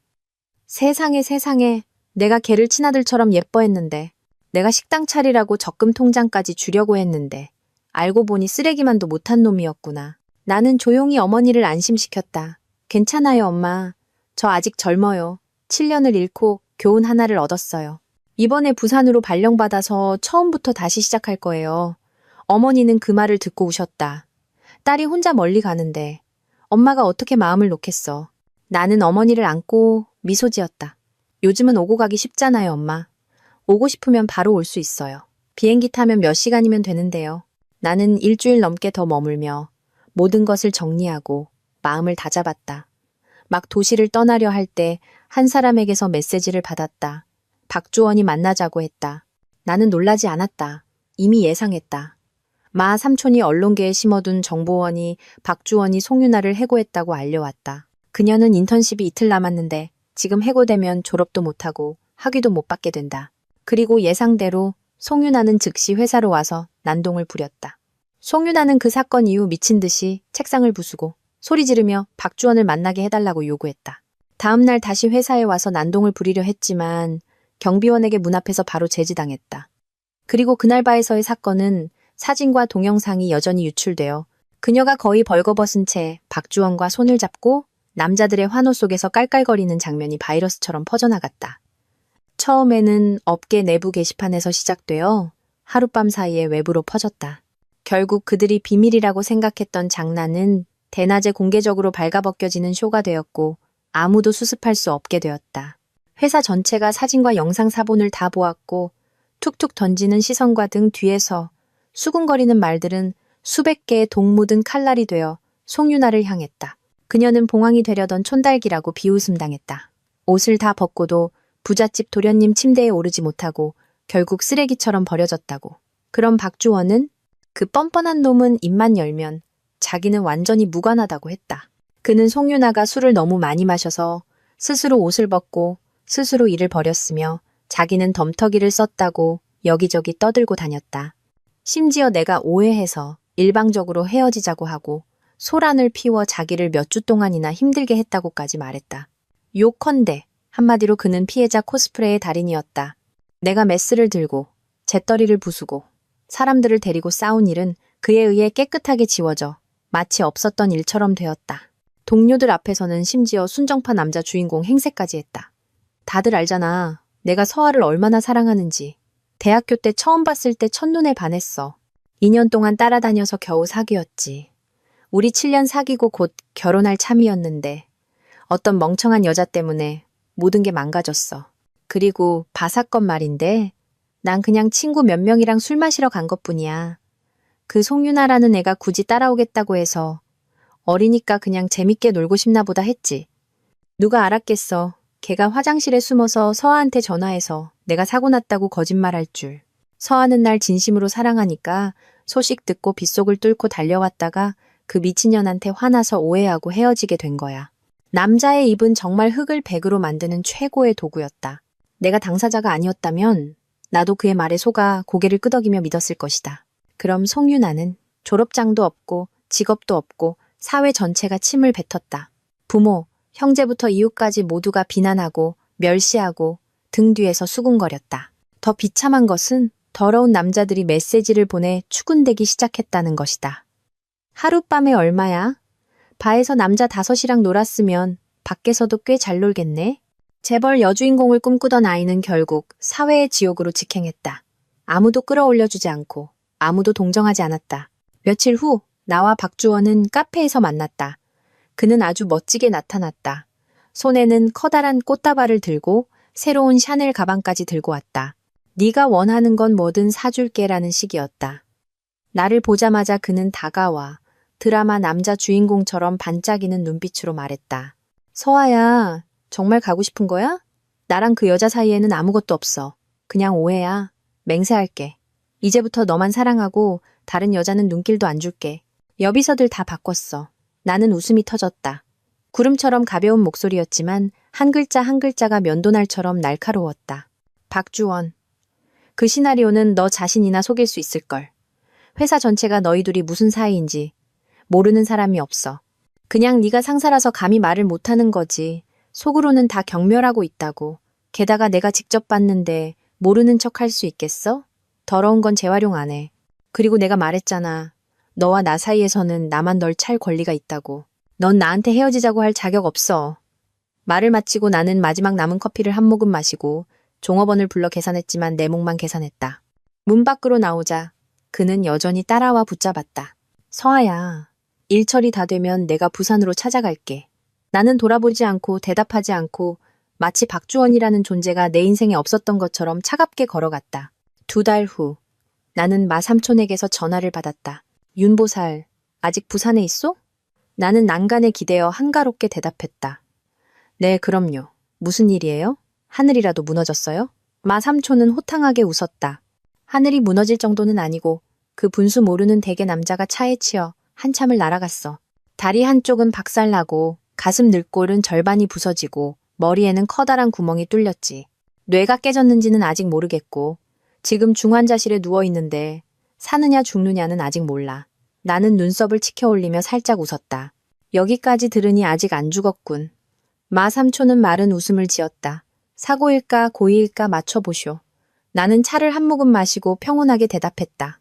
삼촌, 사고였으면 처음부터 말씀하셨겠죠. 분명히 누가 고의로 그런 걸 거예요. 제가 맞춰볼게요, 송유나. 마삼촌은 손뼉을 짝 쳤다. 정답. 윤보살 예리한 건 여전하구먼. 그년 아주 독한 년이야. 한 달 넘게 그놈을 미행하다가 딱 회사에서 나올 때를 기다려서 엑셀을 밟아 그대로 들이받았어. 후진해서 한 번 더 치려다가 나무에 잘못 박아서 차가 끼어버렸지. 운전 실력만 좀 더 좋았으면 지금쯤 박주원 시체는 온전하지도 못했을 거야. 마삼촌은 그렇게 반은 농담, 반은 진담으로 말했지만 틀린 말은 아니었다. 박주원이 사고를 당하고 송유나가 상해치사 미수죄로 무기징역을 선고받은 지 한 달여 만에 나는 개인적인 일을 처리하기 위해 귀국했다. 나는 직접 교도소에 가서 송유나를 단 한 번 만났다. 그녀를 보았을 때 나는 거의 알아보지 못했다. 텅 빈 눈빛, 초췌한 얼굴, 한때 찰랑거리던 머리카락은 이제 삭발되어 있었다. 내가 수화기를 들자 그녀가 먼저 두꺼운 유리를 사이에 두고 소리쳤다. 왜 이렇게 된 거야, 윤서아? 왜 일이 이렇게 된 거냐고? 처음에는 분명히 그 사람이 날 사랑했어. 날 아껴주고 챙겨줬다고. 회사 회식에서도 항상 내가 좋아하는 디저트를 시켜줬어. 나를 집에 데려다주고 비싼 가방, 보석, 향수를 선물해줬어. 다 당신 때문이야. 전부 당신 때문이라고. 늙은 여자가 그 사람한테 들러붙어서 놓아주질 않으니까. 그 사람은 더 이상 당신을 사랑하지 않는데 왜 분수를 모르고 꺼지질 않아? 나는 그녀를 쳐다보았다. 초겨울 찬바람처럼 평온한 눈빛이었다. 화도 나지 않았고 동정심도 들지 않았다. 나는 휴대폰을 꺼내 사진 한 장을 열어 유리 너머 그녀의 얼굴 앞에 들어보였다. 이거 기억나? 너와 박주원의 침대 사진. 내가 부산에서 수술에 들어가기 정확히 10분 전에 내 휴대폰으로 보내졌지. 그 수술은 생사를 가르는 수술이었어. 내 손이 조금만 떨렸어도 한 사람의 목숨이 날아가는 거였다고. 네가 이 사진을 보낸 건 내가 평정심을 잃고 수술칼을 잘못 놀려서 환자가 수술대 위에서 바로 죽게 하려던 거잖아. 안 그래? 송유나는 이를 갈며 소리쳤다. 그래. 난 그냥 당신이 분수를 알고 물러나길 바랐을 뿐이야. 나는 소리치거나 욕하지 않고 그저 차갑게 말했다. 한 글자 한 글자가 강철처럼 차가웠다. 상간녀가 남자를 뺏으려는 수작 많이 봤어. 새롭지도 않아. 하지만 그 환자가 무슨 죄가 있어. 네 행동은 단순히 남자를 뺏으려는 수작이 아니야. 그건 의도적인 살인 미수였어. 네가 그 사진을 보낸 순간 나는 알았어. 그냥 헤어지는 건 너희 개 같은 남녀에게 너무 가벼운 처사라는 걸. 나는 그녀의 눈을 똑바로 쳐다보았다. 나는 맹세했어. 반드시 너희 둘을 죽는 것보다 못한 삶을 살게 해주겠다고. 인생 길어, 송유나. 이 쇠창살 안에서 남은 인생 천천히 살아보라고. 나는 수화기를 내려놓았다. 유리병 너머 송유나는 미친 듯이 울부짖었다. 그녀의 날카로운 비명은 교도소 복도를 꿰뚫었다. 윤서아, 그 사람은 날 사랑했어. 진심으로 사랑했다고. 왜 아무 일 없었다는 듯이 돌아선 거야? 난 힘들게 대학에 붙었고 힘들게 대기업에 인턴으로 들어갔어. 그냥 장난이었는데 그냥 장난이었단 말이야. 너희들이 날 막다른 길로 몰아넣지 않았으면 내가 그 사람을 치워주기려 하지 않았을 거야. 그 외침은 곧바로 제지당했다. 교도관이 들어와 얼음장 같은 얼굴로 손짓했다. 2명의 교도관이 즉시 그녀의 양팔을 붙잡아 지체 없이 끌고 갔다. 나는 일어나 재킷을 바로잡고 등을 돌려 떠났다. 한 번도 돌아보지 않았다. 이것이 바로 그녀 자신이 그 어리석은 장난을 시작한 순간부터 선택한 결말임을 잘 알고 있었기 때문이다. 그 후 나는 병원으로 박주원을 찾아갔다. 현대의학이 그의 목숨은 구했지만 그 대가는 평생의 장애였다. 나를 보자 그는 떨리는 입술을 비틀어 웃으려 했지만 웃기도 전에 눈물이 흘렀다. 나는 침대 옆 의자에 앉아 태연한 목소리로 말했다. 박주원, 예전에 나 따라다닐 때 뭐라고 맹세했는지 기억나? 그는 입을 벌려 무언가 말하려 했지만 목이 메어 한마디도 하지 못했다. 나는 웃었다. 얇은 칼날처럼 빛나는 눈빛으로 그의 잿빛 얼굴을 훑었다. 넌 맹세했었지. 이 생에서 날 배신하면 시체도 온전치 못할 거라고. 지금 보니 좋네. 죽지는 않았지만 시체는 온전치 못하게 됐어. 딱 맞네. 박주원은 눈을 꼭 감았다가 한참 뒤에야 쉰 목소리로 말했다. 그럼 넌 날 비웃으러 거냐? 나는 어깨를 으쓱했다. 아니, 의사로서 생명은 존중해. 그날 태풍이 불고 비는 쏟아지고 바람은 팔급으로 불었어. 기상청에서는 빨간 경보를 내리고 밖에 나가지 말라고 했지. 근데 너랑 그 멍청한 년은 어땠어? 전화해서 네가 사고로 죽어간다고 거짓말했지. 나는 망설였지만 그래도 달려갔어. 나는 의사니까. 내가 사랑하는 사람이 정말 위험에 처했다면 지체할 수 없었으니까.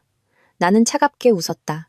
그리고 도착해서 보니 그 천한 년이 처마 밑에 서서 눈을 희번덕거리며 혀를 내밀고 귀여운 척하고 있었지.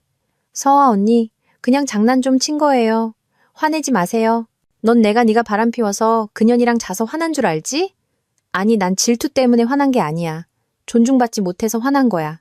넌 날 존중하지 않았고 그녀는 더더욱 그랬지. 나는 몸을 숙여 그의 귓가에 속삭였다. 한 글자 한 글자가 살을 내는 칼날처럼 또렷했다. 이제 보니 좋네. 나는 미소 지으며 초겨울 찬바람처럼 가벼운 목소리로 말했다. 그때 그 장난이 결국 현실이 됐네. 그년이 모든 조롱과 비아냥거리는 연극을 현실로 만들어줬어. 잘했어. 나는 몸을 숙여 그의 마비된 몸을 훑어보며 한 글자씩 힘주어 말했다. 박주원, 이제부터 그 교통사고의 후유증을 천천히 음미해봐.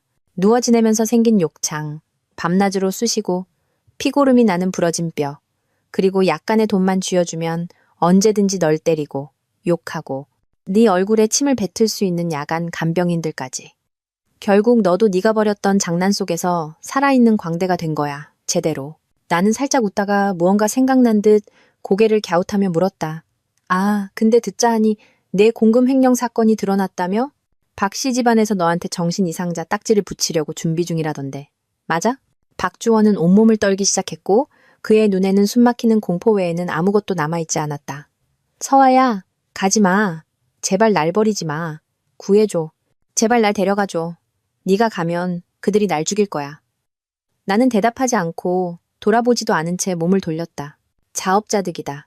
남을 진흙탕으로 밀어넣고 돌아보니 바닥에 처박힌 건 자기 자신이었던 것이다. 다시 부산으로 돌아왔을 때 나는 한 개인 클럽으로 초대를 받았다. 그곳에서 나는 박주원의 이복 누나인 박주희를 다시 만났다. 그녀는 내게 짙은 붉은색 와인 한 잔을 건넸다. 그녀의 반짝이는 눈에는 위쪽 샹들리에의 불빛이 비쳤다. 나는 와인잔을 받아들고 미소 지었다. 감사합니다, 박 이사님. 박주희는 부드럽게 말했다. 박씨 집안의 암덩어리 하나를 제거하는 데 도움을 주셔서 감사합니다. 나는 고개를 저으며 와인을 한 모금 마셨다. 목소리는 구름처럼 가벼웠다. 박 회장님, 저는 아무것도 제거하지 않았어요. 그는 스스로 썩어 문드러진 거예요. 인격이 한번 썩기 시작하면 가만히 둬도 저절로 분해되죠. 어떤 사람들은 남을 웃음거리로 만드는 순간 이미 광대가 되어버린 거예요. 단지 무대가 무너질 때가 아직 오지 않았을 뿐이죠. 박주희는 웃었다. 봄바람처럼 만족스러운 웃음이었다. 윤 선생 말씀이 맞아요. 그 말 평생 기억하겠습니다. 그리고 그녀는 내게 검은 가죽 표지에 봉인이 찍힌 서류철을 건넸다. 부산에 있는 사립병원의 지분양도 계약서입니다. 서명만 하시면 제 변호사가 모든 절차를 마무리할 겁니다. 그 병원은 제 손에 있을 때보다 윤 선생 손에 있을 때 10배는 더 가치 있을 거라고 믿습니다. 나는 이해했다. 이것이 박주희가 내게 주는 보상이라는 것을. 박주원이 몰락하고 절대적인 승자는 그녀였다. 이제부터 박씨 집안에서 감히 상속권을 두고 다툴 사람은 아무도 없을 것이다. 나는 미소 지으며 서류철을 받아들고 그녀와 건배했다. 사람을 구하는 것은 의사의 사명이지만 때로는 사회의 암 덩어리를 수술하기 위해 충분히 차가운 손과 충분히 날카로운 칼이 필요하죠. 부산의 햇살이 길가의 나무들 위로 쏟아지고 봉황목꽃이 푸른 하늘 아래 불타는 듯 붉게 피어 있었다. 새로운 여름이 왔고 나는 새로운 장을 시작했다. 상간녀도 쓰레기 같은 남자도 어떤 장난도 없는 오직 나 윤서아와 내가 온전히 손에 쥔 인생만이 있을 뿐이다. 지방으로 계약 협상을 위해 출장을 갔는데 회사에서 잡아준 1박에 1만 원짜리 모텔을 보고 할 말을 잃었다. 아니, 지금까지 회사는 1박에 10만 원 기준으로 경비를 지급했는데 언제부터 10분의 1로 뚝 떨어진 거지? 이 정도로 인색하다니 어이가 없었다. 방은 더럽고 침대는 삐걱거리고 이불과 베개는 누렇게 변색되었으며 바닥은 기름을 바른 것처럼 끈적거렸다. 그런 곳은 계집만도 못해서 하룻밤은커녕 1시간도 버티기 힘들었다. 마침 며칠 전 생일이라고 부모님이 6천만 원을 용돈으로 보내주셨다. 나는 고민 없이 바로 옆 호텔의 1박에 100만 원짜리 스위트룸을 예약했다. 동갑하는 곳이었다. 다음 날 아침 회의실에 들어서자마자 함이라 팀장이 나를 800년 묵은 원수처럼 쳐다봤다. 나는 눈썹을 치켜 올리며 어리둥절한 표정을 지었다. 무슨 일이세요, 팀장님? 그녀의 얼굴이 굳어졌다. 고은솔 씨, 출장 영수증 제출해요. 입사한 지 3개월도 안 됐지만 나는 절차를 손바닥 보듯 꿰고 있었다. 근데 회사가 언제부터 상사에게 영수증 결제를 받으라고 했지? 나는 무심하게 대답했다. 제 돈으로 반값 냈어요. 경비 신청 안 할 겁니다. 하미라가 한숨을 쉬며 도덕 선생처럼 말했다. 은솔 씨, 젊을 땐 절제할 줄 알아야지. 하룻밤 자는 건데 어디서 자든 그게 그거 아니에요? 회사에서 호텔 다 예약해줬는데 왜 돈을 낭비해요? 그 돈으로 부모님께 효도나 하지. 나는 피식 웃었다. 걱정 마세요. 저희 부모님은 제가 돈을 다 못 쓸까봐 걱정하시니까요. 제가 먼지 알레르기도 있고 결벽증도 있어서 팀장님이 잡아준 싸구려 숙소에서는 못 자요. 그리고 제 돈으로 쓴 거니 회사 돈 한 푼도 안 썼어요. 뜻밖에도 함이라는 즉시 화를 냈다. 네 돈이라고? 입사한 지 몇 달 됐다고 벌써 뜬구름 잡는 소리나 하고. 내가 네 엄마였으면 화병 나 죽었을걸. 나는 웃음이 터질 뻔했다. 시아버님 같은 상사는 들어봤어도 시어머니 같은 상사는 처음 봤다. 그녀는 반갑까지 들먹이며 마치 판결을 내리듯 말했다. 1박에 100만 원짜리 스위트룸이라니 네가 뭐라도 되는 줄 알아? 이제 날개라도 돋쳤어? 그냥 흥청망청 쓰는 것만 알지? 나는 서류철을 책상에 쾅 하고 내려놓았다. 죄송하지만 제 돈 제가 썼어요. 팀장님이 신경 쓸 일 아니에요. 업무 외에는 저한테 이래라 저래라 할 생각 마세요. 하미라의 얼굴이 하얗게 질렸다가 붉어졌다. 내가 다 너 좋으라고 하는 소리야. 분수를 좀 알아. 나는 입꼬리를 비틀었다. 팀장님처럼 좋으신 분은 우리 팀원 모두가 좋아하겠네요. 그녀는 화가 나서 몸을 떨며 손을 내저었다. 됐어. 이 얘기는 저녁에 다시 해. 보고서나 내. 나는 심호흡을 하고 감정을 억누르며 일을 해야 했다. 그 70억 원짜리 계약 덕분에 나는 이달의 우수사원이 되었다. 하지만 안도의 한숨을 쉬기도 전에 하미라가 다시 씩씩거리며 다가와 노트북을 내 앞에 쾅 하고 내려놓았다. 다시 생각해도 아무래도 이상해. 나는 팔짱을 끼고 얼음장 같은 눈으로 쳐다봤다. 뭐가 이상한데요? 말해보세요. 그녀가 으르렁거렸다. 네 돈으로 썼다고? 그 돈이 어디서 났는데? 월급, 보너스, 수당 다 회사에서 나온 거 아니야? 넌 회사 돈으로 호의호식하면서 재벌 딸처럼 살고 있어. 내 부모님이 널 대학 보낸 게 이런 낭비벽이나 배우라고 보낸 줄 알아? 나는 주먹을 꽉 쥐고 고개를 갸웃하며 그녀를 쳐다봤다. 하 팀장님, 말 좀 가려서 하세요. 제가 70억 계약 따와서 월급 받는 건 당연한 거예요. 그렇게 말씀하시는 건 다른 사람을 모욕하는 거라고요. 그녀는 이를 악물고 말했다. 내가 다 알아봤어. 이번 달에 너 거의 1,600만 원 받았더라. 근데 나는 어때? 여전히 집이랑 차 할부 갚느라 허리가 휘는데 7,900원짜리 회원권도 아까워서 못 사. 너 이제 겨우 20몇 살이고 입사한 지 2달밖에 안 됐는데 그만한 돈을 벌었다고? 누가 바보인 줄 알아? 사무실 공기는 얼어붙었고 동료들은 수군거리기 시작했다. 나는 벌떡 일어섰다. 눈이 충혈되었다. 팀장님, 미쳤어요? 제 월급은 사적인 거예요. 회사에 연봉 관련 이야기 금지 규정이 있는데 팀장님이 온 부서에 떠벌리고 다니잖아요. 그때 다들 그 고객 어렵다고 해서 제가 나선 거였어요. 전 구걸하지도 훔치지도 속이지도 않았어요. 제가 받은 돈 한 푼 한 푼은 제 능력으로 번 거라고요. 질투나면 능력껏 벌어보세요. 나이 몇 살 더 많다고 남의 머리 꼭대기에 서려고 하지 마세요. 나는 거의 마지막 문장을 소리치듯 말했다. 그녀가 부끄러움을 알고 입을 다물 줄 알았는데 오히려 마지막 카드를 꺼내 들었다. 100만 원짜리 방에 묵을 수 있을 정도면 돈이 부족하진 않겠지. 그럼 보너스 1, 500만 원은 팀 전체에 나눠줘. 지난 2달 동안 널 도와준 동료들에게 감사하는 의미로. 나는 거의 기절할 뻔했다. 이런 논리는 누가 가르쳐서 팀장까지 된 거지? IQ를 밥솥이랑 바꿔치기라도 했나? 나는 휴대폰을 꺼내 차도진에게 바로 전화하려 했다. 이 남자는 나를 한가한 부서에 넣어줘서 스트레스 덜 받게 해준다더니 결과적으로 호랑이 굴에 던져 넣었다. 갓 졸업했을 때 나는 그냥 2년 정도 재미로 일할 생각이었다. 그런데 그가 거의 울 것처럼 애원하며 하루라도 날 못 보면 미칠 것 같다고 했다. 나는 마음이 약해져서 입사했고 뒷말을 피하려고 그와의 관계를 숨겼다. 하지만 이제는 더 이상 못 참겠다. 이 하미라를 처리하지 않으면 조만간 스트레스로 우울증에 걸릴 것 같았다. 막 전화를 걸려는데 내 손에 있던 휴대폰이 낚아채였다. 하미라가 화면을 힐끗 보더니 비웃으며 전화를 꺼버렸다.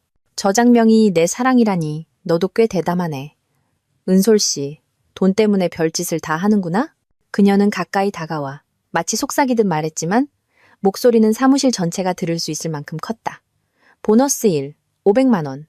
알아서 나눠주는 게 좋을 거야. 안 그러면 내가 회사에 네가 계약 따내려고 고객이랑 잤다고 보고할 테니까. 나는 차가운 얼굴로 그녀의 눈을 똑바로 쳐다보며 짧게 대답했다. 미친년. 그리고 뒤돌아가 버렸다. 다시 쳐다볼 가치도 없었다. 뒤에서는 하미라가 미친 듯이 소리치며 발을 동동 구르고 있었다. 집에 돌아와서도 생각할수록 화가 났다. 차도진이 출장 중이 아니었다면 바로 전화해서 따졌을 텐데 바로 그때 내 휴대폰이 울렸다. 메시지를 열기도 전에 수많은 친구 추가 요청이 쏟아져 들어와 화면을 가득 채웠다. 내용을 보자마자 나는 휴대폰을 던져버릴 뻔했다. 예쁜 누나, 내일 오후 5시에 퇴근할 때 데리러 갈게요.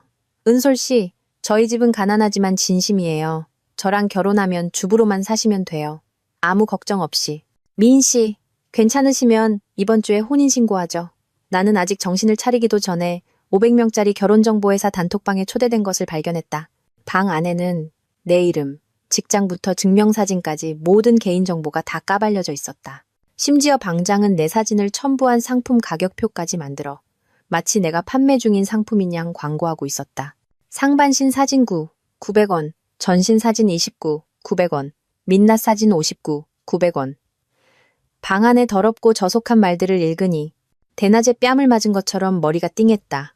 나는 심호흡을 하고 프로필 사진이 그나마 덜 사기꾼처럼 보이는 계정에 메시지를 보냈다. 저 결혼했어요. 제 개인정보는 어디서 얻으셨어요? 뜻밖에도 상대방은 대뜸 욕을 했다. 결혼했다고?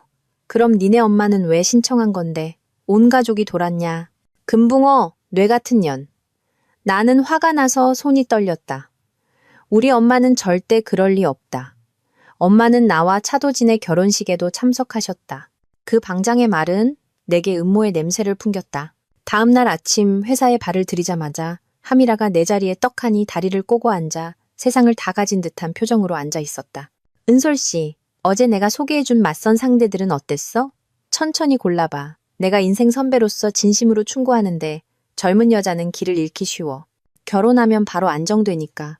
내가 반박하려는데 대표이사 비서인 김 비서가 나를 밖으로 불렀다. 사무실 문을 나서자마자 뒤에서 시끄러운 수군거림이 들렸다. 대표 비서잖아. 설마 고은솔 씨 승진하는 거 아니야? 큰 계약 막 따냈으니 특별 대우받겠지?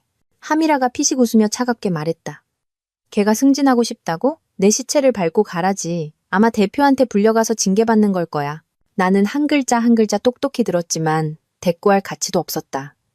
때로는 침묵이 가장 큰 딱이다. 김 비서는 나를 지하 주차장으로 데려가 반짝이는 열쇠 하나를 건네주며 활짝 웃었다. 사모님, 어젯밤에 대표님께서 손님 접대하시느라 술을 좀 많이 드셨습니다. 이건 대표님께서 사과의 의미로 전해달라고 하신 선물입니다. 내 앞에는 지하 주차장 불빛 아래 반짝이는 포르쉐 한 대가 있었다. 내 안의 분노가 절반은 즉시 사라졌다. 나는 눈을 가늘게 뜨고 말했다. 차도진 씨한테 전해주세요. 저 퇴사하고 싶다고. 김 비서는 얼굴이 하얘졌지만 계속 고개를 끄덕였다. 나는 원래 그에게 출장 영수증 사건을 조사해달라고 하려 했지만 생각해보니 그만뒀다. 내가 이렇게 갑자기 그만두면 차도진은 분명 회사 전체를 뒤집어서라도 조사할 것이다. 나는 그 혼돈에 엮이고 싶지 않았다. 나는 짐을 싸기 위해 사무실로 돌아갔다. 이 썩어빠진 곳은 최대한 빨리 벗어나고 싶었다. 하지만 내 자리에 도착하자마자 나는 멈칫했다. 책상이 텅 비어 있었다. 내가 뒀던 모든 것, 아이패드, 노트북, 무선 마우스, 심지어 가습기까지 사라져 있었다. 의자를 빼보니 의자 밑에 뒀던 에르메스 가방도 보이지 않았다. 제 가방이랑 컴퓨터 어디 갔어요? 누가 제 물건에 손댔어요? 사무실 전체가 점열당한 듯 조용했다. 바로 그때 하미라가 현금 다발을 손에 들고 나타났다. 얼굴은 복권에 당첨된 것처럼 환했다. 내가 다 팔았어. 중고품인데 뭐. 회사도 돕고 겸사겸사 내 잡은 회수도 도와준 거지. 나는 내가 잘못 들었나 싶었지만 텅 빈 책상을 보고 한 가지 사실을 분명히 깨달았다. 그녀는 정말로 그런 짓을 저질렀다. 내가 말했잖아. 내 부모님이 못 가르치면 내가 가르쳐 주겠다고. 이제 온 부서가 그 보너스 1,500만 원이 네가 편법으로 챙긴 거라는 걸 다 알아. 부정한 돈이니 회사에 반납해야지. 그녀는 돈다발을 들어 보이며 한 장씩 세며 말했다. 내 그 쓰레기 같은 물건들 내가 8천만 원에 팔았어. 회사에 반납할 돈 빼고 나머지는 내가 내 부모님께 효도하라고 고향에 보내줬어. 내 안에 분노가 맹렬하게 타올랐다. 나는 한 글자 한 글자 망치를 내리치듯 소리쳤다. 하미라, 너 미쳤어? 내 가방 하나만 해도 억 단위인데 네가 무슨 권리로 내 개인 물건을 마음대로 다 팔아? 하미라가 나를 길게 흘끗 보더니 경멸 어린 눈으로 쳐다봤다. 보아하니 내 부모님은 정말 손들었나 보네. 어른 공경하는 법도 못 가르쳤으니 갓 졸업해서 입사한 지 몇 달 됐다고 내가 체면은 좀 지켜줬지. 근데 네가 이렇게 뻔뻔할 줄은 몰랐네. 그 돈을 당당하다고 말하다니. 듣기만 해도 역겨워. 그렇게 뻔뻔한 모함을 그녀가 입에 담을 수 있다니. 내 머릿속은 온통 그녀의 얼굴에 대고 욕하고 싶은 말들로 가득 찼다. 나는 그녀를 또 때리지 않기 위해 억지로 참았다. 바로 그때 문가의 머리가 하얗게 센 늙은 모습이 어른거려 나는 멈칫했다. 내 할머니였다. 시골에서 혼자 사시는 거의 여든이 다 되신 한 번도 도시에 올라온 적 없는 할머니. 할머니는 걱정스럽고 어리둥절한 눈빛으로 그곳에 서 계셨다. 나는 즉시 달려가 할머니를 부축했다. 심장이 쥐어짜는 듯했다. 아직 아무것도 묻지 못했는데 하미라가 위선적인 미소를 지었다. 내가 네 집 주소를 알아내서 80세 할머니가 시골에서 외롭게 사시는 걸 발견하고 직접 모시고 왔어. 손녀딸이면 효도할 줄 알아야지. 돈만 생기면 쓸데없는 데 쏟아붓지 말고 평생 자신을 위해 고생하신 분도 생각해야지. 그녀는 정말 미쳤다. 말을 마치고 하미라는 주머니에서 현금 다발을 꺼내 몇 장을 뽑아 자선 사업이라도 하듯 할머니 손에 쥐어주었다. 나머지는 회사 돈이니까 내가 보너스 지급하고 팀빌딩 하는 데 쓸게. 하 팀장님 감사합니다. 하 팀장님은 정말 해안이 있으시네요. 생각이 깊으세요. 동료들은 박수갈채를 보내며 아첨했다.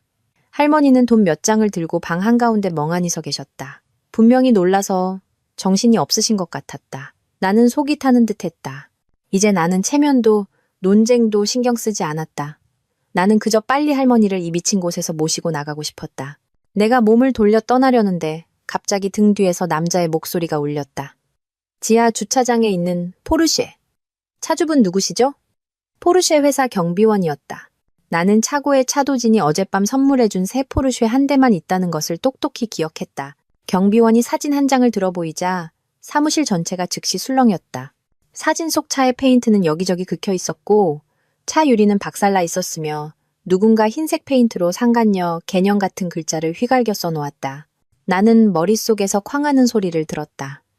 피가 머리 꼭대기까지 솟구치는 것 같았다. 나는 목이 터져라 소리쳤다. 그거 새 차예요. 아직 한 번도 못 타봤는데. 동료들은 서로를 쳐다보더니 웃음을 터뜨렸다. 새 차라고? 네가 포르쉐를 몰겠다고? 또 인터넷 사진 퍼와서 허풍 떠는 거 아니야? 그렇게 잘났으면 열쇠나 꺼내봐. 진짜인지 보게. 나는 이를 악물고 화가 나서 손이 떨리며 곧장 차고로 달려갔다. 할머니는 놀라서 뒤를 졸졸 따라오셨다. 산산조각 난 포르쉐를 직접 보자 내 마음은 누군가에게 쥐어짜이는 듯했다. 그리고 하미라의 숨기지 않는 더위 만만한 눈빛을 봤을 때 나는 알았다. 먼저 내 물건을 다 팔아치우고 이제는 차까지 부쉈다. 90%는 그녀 짓이다. 나는 곧장 달려가 하미라와 마주섰다. 아무 말 없이 손을 휘둘러 짝소리가 나게 따귀를 때렸다. 하미라, 내가 참으니까 네가 하고 싶은 대로 다 해도 되는 줄 알아? 그녀는 얼굴을 감싸고 미친 듯이 소리쳤다. 이 천한 년아, 네가 감히 날 때려? 내가 뭘 했다고 날 모함해. 너 같은 년은 더러운 짓 많이 해서 이제 벌 받는 게 당연해. 그녀는 내 얼굴을 똑바로 가리키며 악에 받쳐 소리쳤다. 아마 다른 남자 아내가 와서 상간녀 잡으려고 차 부순 거겠지. 뭘 부정해. 그리고 미친 듯이 그녀는 달려들어 손발을 마구 휘두르며 끝장을 보려 했다. 할머니는 놀라서 손을 들어 막으며 두 사람 사이에 끼어들었다. 입은 떨렸다. 그러지 마. 그러지 마. 화내지 말고 천천히 얘기해. 하지만 함이라는 아랑곳하지 않고 손을 들어 세게 밀쳤다. 할머니는 바닥에 넘어졌고 하미라의 날카로운 손톱이 할머니 얼굴을 그대로 긁어 피가 나는 긴 상처를 남겼다. 나는 얼어붙었다. 순식간에 내 눈물이 하염없이 흘렀다. 나는 할머니를 꼭 껴안고 떨리는 손으로 피를 닦으며 목이 메어 말했다. 좋아. CCTV 확인해. 하나하나 전부 예전 빛과 새 빛까지 다 밝혀낼 거야. CCTV라는 말에 하미라의 얼굴색이 눈에 띄게 하얘졌다. 이제 겁나지? 증거가 뻔한데 뭘 더 확인해? 회사 전기세 낭비하고 싶어? 나는 차갑게 웃으며 그녀를 눈도 깜빡이지 않고 쳐다봤다. 온 부서 사람들 앞에서 나랑 같이 감시실 가서 CCTV 확인할 용기 있어? 네가 내 차 부순 거 증명되면 내가 경찰 부를 거야. 하나는 돈으로 갚고 다른 하나는 감옥 가는 거. 알아서 골라. 나는 열쇠를 꺼내 원격으로 버튼을 눌렀다. 지하 주차장의 포르쉐 불빛이 즉시 깜빡였다. 사무실 전체가 웅성거렸다. 진짜네 진짜야. 저 차 고운 솔씨가 맞네. 믿을 수 없어. 저분이 진짜 재벌딸이었어? 지금까지 그냥 이름 없는 신입인 줄 알았는데 알고 보니 숨은 고수였네. 아까 함이라 편을 들던 사람들은 이제 180도 태도를 바꿔 아쉬운 눈빛을 보냈다. 함이라는 차갑게 코웃음을 치며 여전히 뻣뻣하게 말했다. 네, 차면 뭐? 그 차 어디서 났는지 똑똑히 말할 수 있어? 나는 그녀가 무슨 생각을 하는지 알았다. 아마 내가 예전에 시승할 때 차를 운전하는 걸 보고 바로 애인 차라는 꼬리표를 붙였을 것이다. 나는 씁쓸하게 웃으며 풍자적인 목소리로 말했다. 이 차는 제 남편이 선물해 준 거예요. 바로 그때 재무팀장 전삼식이 멀리서 다가오며 의심 가득한 목소리로 말했다. 고은솔 씨, 내가 당신 계좌 확인해 봤는데 지난달 총지출이 100만 원도 안 되던데 남편이 차 사줬다고 허풍을 떨어?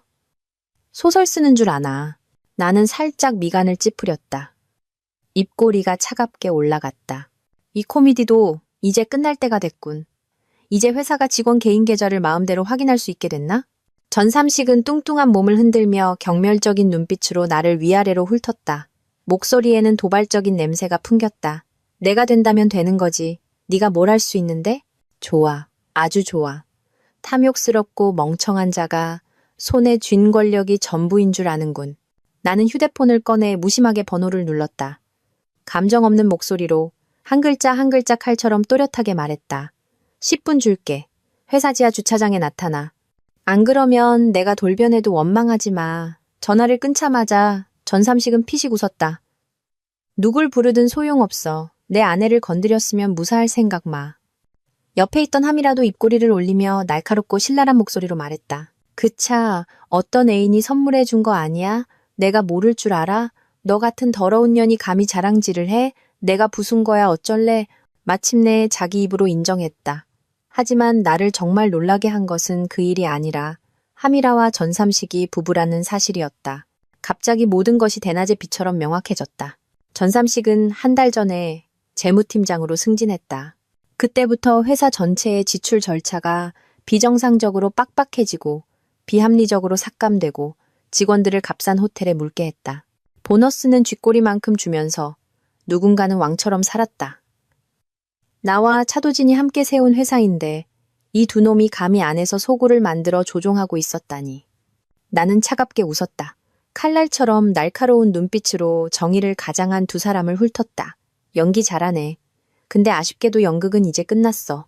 나는 입꼬리를 올리며 천천히 전삼식 앞으로 다가갔다. 전삼식 씨 맞죠? 뒤로 챙긴 커미션도 꽤 되겠네요.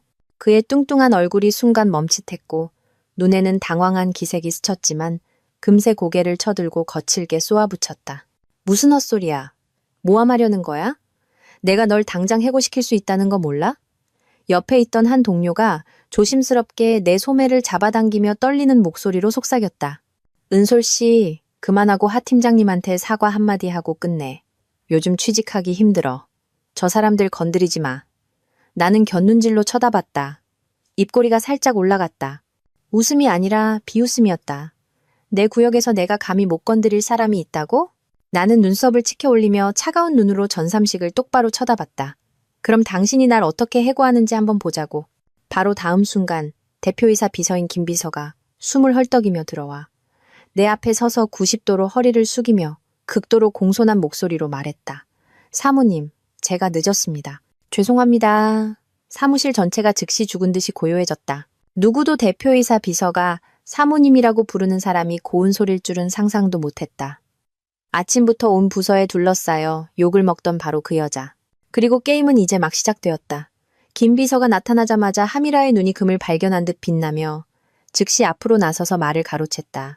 김 비서님, 제가 회사를 대표해서 심각한 규율 위반 직원을 현장에서 적발했습니다. 바로 고운 소리입니다.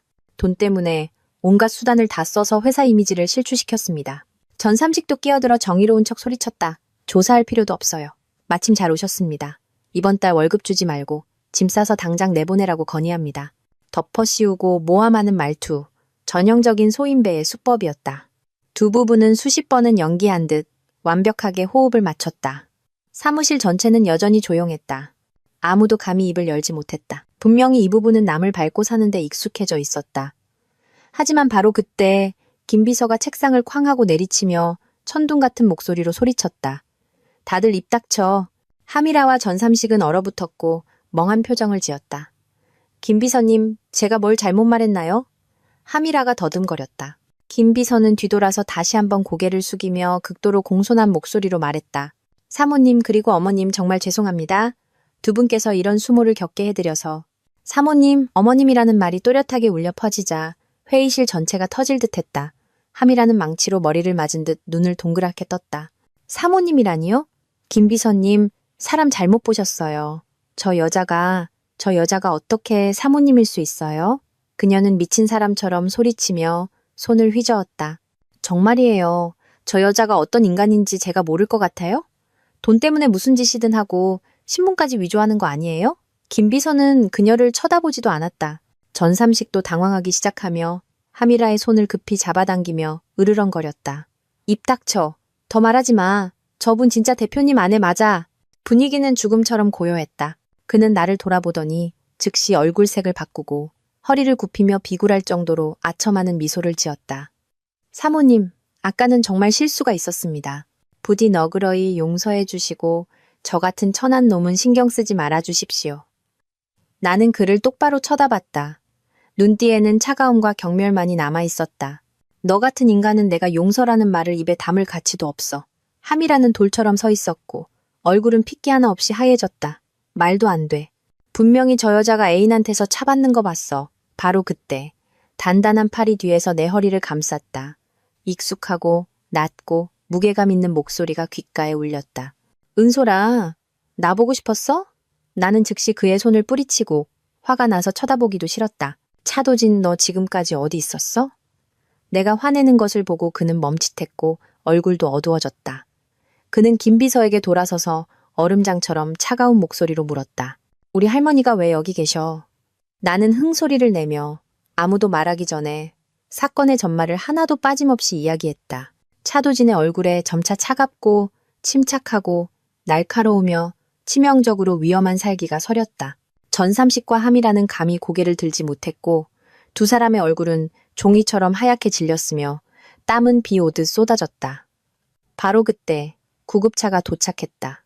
차도진은 재빨리 할머니를 모시고 검사를 받게 했고 의료진에게 하나하나 당부했다.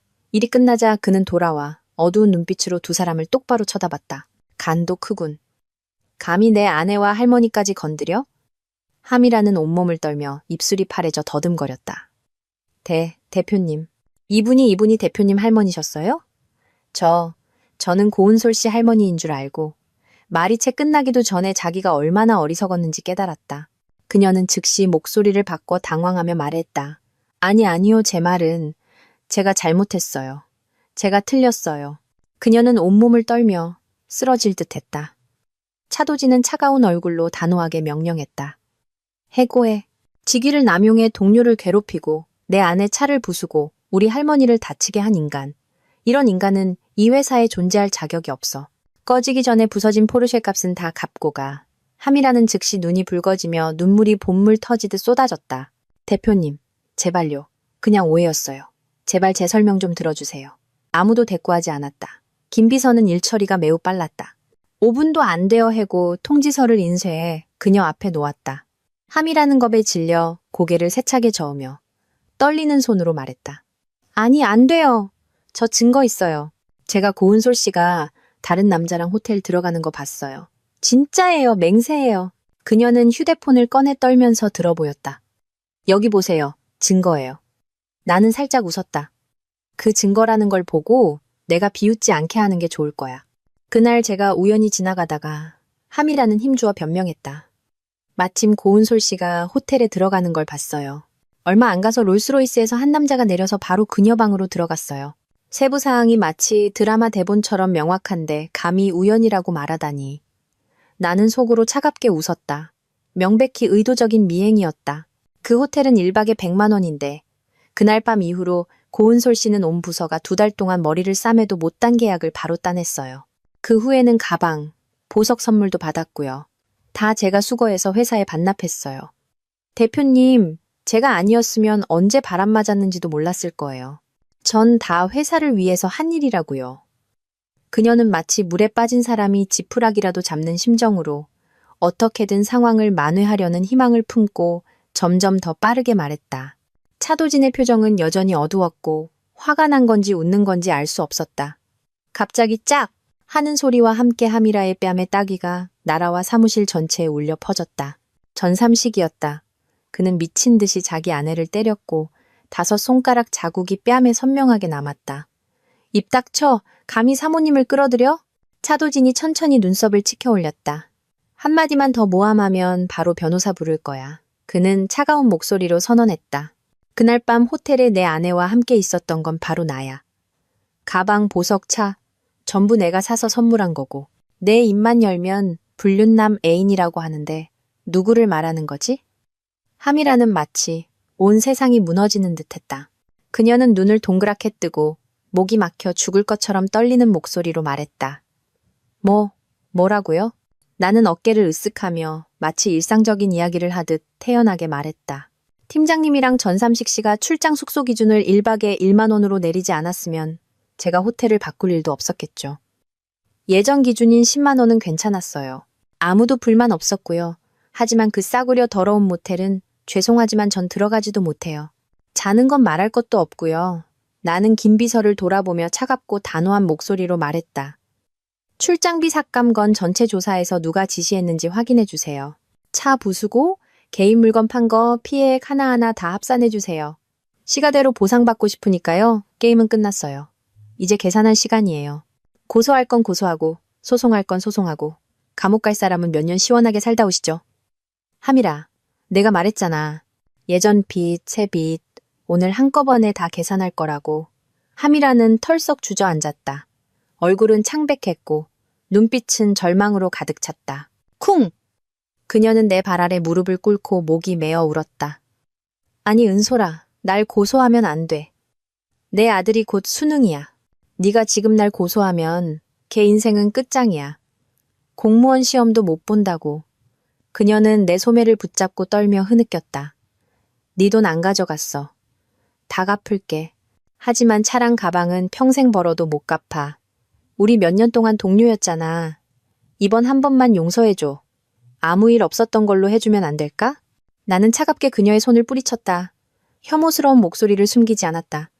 네가 내 차 부술 때 네 아들이 영향받을 거란 생각은 안 했어? 차도 부쉈고 화도 풀었잖아.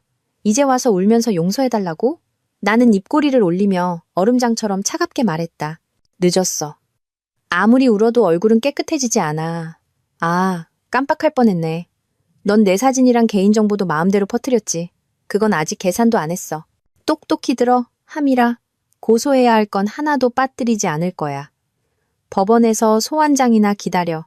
그녀의 눈물이 뚝뚝 떨어졌고 온몸이 차고 바닥에 무너지듯 힘이 빠졌다. 숨결은 피를 다 뽑힌 듯 미약했다. 대표님, 사모님, 제가 잘못했어요. 정말 잘못했어요. 전삼식은 바닥에 주저앉아 온몸이 물에 빠진 사람처럼 땀에 젖었고 넉나간 눈으로 중얼거렸다. 끝났어. 이번엔 진짜 망했어. 진짜 망했다고. 그리고 그렇다. 오늘부로 그 두 사람에게는 모든 것이 공식적으로 끝났다. 사무실에서는 아무도 감히 움직이지 못했다. 예전에 함이라 편을 들고 나를 짓밟고 괴롭히던 사람들은 이제 교실 구석에 선 학생처럼 고개를 숙이고 있었다. 아무도 감히 나를 쳐다보지 못했고 더욱이 입을 열지도 못했다. 나는 그들을 한번 훑어보고 차가운 눈빛으로 차고를 나섰다. 아무 말도 하지 않았지만 그들을 목구멍까지 막히게 하기에 충분했다. 얼마 가지 않아 차도진이 나를 따라잡았다. 은솔아, 화, 그만 풀어. 이 일은 내가 반드시 너한테 확실하게 설명해 줄게. 나는 그를 힐끗 쳐다보고 이상할 정도로 평온한 목소리로 말했다. 넌 회사 안에 존벌레들이나 깨끗이 치우는 게 좋을 거야. 이 상태로 계속 두면 네가 몇 년 동안 애써 세운 회사가 조만간 안에서부터 썩어 문드러질걸. 그는 잠시 멈칫하더니 안도의 한숨을 쉬며 부드럽게 웃었다. 걱정 마. 이미 사람 시켜서 처리하고 있어. 이제부터 회사에서 커미션을 떼먹거나 더러운 소문을 퍼뜨리는 사람은 아무도 없을 거야. 나는 고개를 끄덕이고 머릿속의 번뇌를 단호하게 털어낸 후 곧장 백화점으로 달려가 차도진의 블랙카드를 꺼내 기계가 터질 때까지 긁었다. 가게 문을 나설 때 손에는 에르메스와 샤넬 쇼핑백 몇 개가 들려 있었다. 내 마음은 3월의 바람처럼 가벼웠다. 마침내 속이 후련했다. 쇼핑으로 기분을 전환한 후 나는 다시 커리어의 길로 돌아가기로 결심했다. 부모님은 나를 지지해 주셨을 뿐만 아니라 자금을 대주고 인맥을 넓혀줄 준비도 되어 있으셨다. 몇 년간의 실전 경험을 바탕으로 이번에는 내가 직접 창업하기로 했다. 차도진도 모든 것을 오래 끌지 않았다. 그의 팀은 매우 빠르고 깔끔하게 처리했다. 3일도 안 되어 함이라와 전삼식이 해고되었다는 소식이 업계 전체에 퍼졌다. 해고 사유는 업계 단톡방에서 폭탄처럼 퍼져나갔고 횡령, 동료 짓밟기, 대표 부인 모함이라는 꼬리표가 두 부부의 목에 단단히 매달려 그들이 노동시장에서 살아남을 길을 거의 막아버렸다. 그날 나는 자료를 가지러 차도진의 회사에 다시 들렀다. 들어서자마자 사무실에서 웅성거리는 소리가 들려왔다. 직원들은 웅성거렸고 어떤 이는 휴대폰을 들고 어떤 이는 곧장 옥상으로 달려갔다. 나는 겨우 함이라 자살이라는 몇 마디를 들었다. 생각할 겨를도 없이 나는 엘리베이터를 타고 가장 높은 층으로 올라갔다. 문이 열리자 내 눈앞에는 숨막힐 정도로 혼란스러운 광경이 펼쳐졌다. 함이라는 옥상 난간 끝에 위태롭게 앉아 손에는 칼을 들고 울면서 웃으며 몸은 쓰러질 듯 흔들리고 있었다. 앞에는 라이브 방송 중인 휴대폰이 놓여 있었다. 나는 미간을 찌푸렸다. 진짜 자살인가? 아니면 또 여론 압박을 위한 라이브 쇼인가? 나는 조용히 옆에 서서 몇 마디를 듣고는 대충 상황을 파악했다. 해고된 후 두 부부는 차와 집을 팔아 배상금을 갚아야 했다. 하지만 금액이 너무 커서 다 팔아도 절반도 갚지 못했다. 커리어는 망가지고 매일 개와 고양이처럼 싸웠다. 고3 아들은 심리적으로 영향을 받아 수능 공부에 집중하지 못했다. 수능이 얼마 남지 않았을 때 그는 폭발하며 두 사람과 관계를 끊겠다고 선언했다. 그런데 함이라는 모든 책임을 내 탓으로 돌렸다. 라이브 방송 카메라 앞에서 그녀는 비통하게 울부짖으며 눈물 콧물을 쏟아냈다. 다 그 여자 때문이야. 고운 소리 아니었으면 내가 이 지경까지 오지 않았을 거야. 나는 심호흡을 하고 눈을 감으며 감정을 억누르려 애썼다. 정말 연기력이 대단했지만 이번에는 아무도 동정하지 않을 것이다. 양심 없는 회사, 피도 눈물도 없는 부부, 너희들이 우리 집을 망가뜨리고 남편도 자식도 명예도 다 잃게 했어. 난 그냥 고은솔한테 한마디 해준 것뿐인데 젊을 때 샛길로 빠지지 말라고. 근데 이렇게 악랄하게 복수하다니? 여러분, 제발 저 좀 판단해주세요. 저처럼 불쌍한 여자를 구해주세요.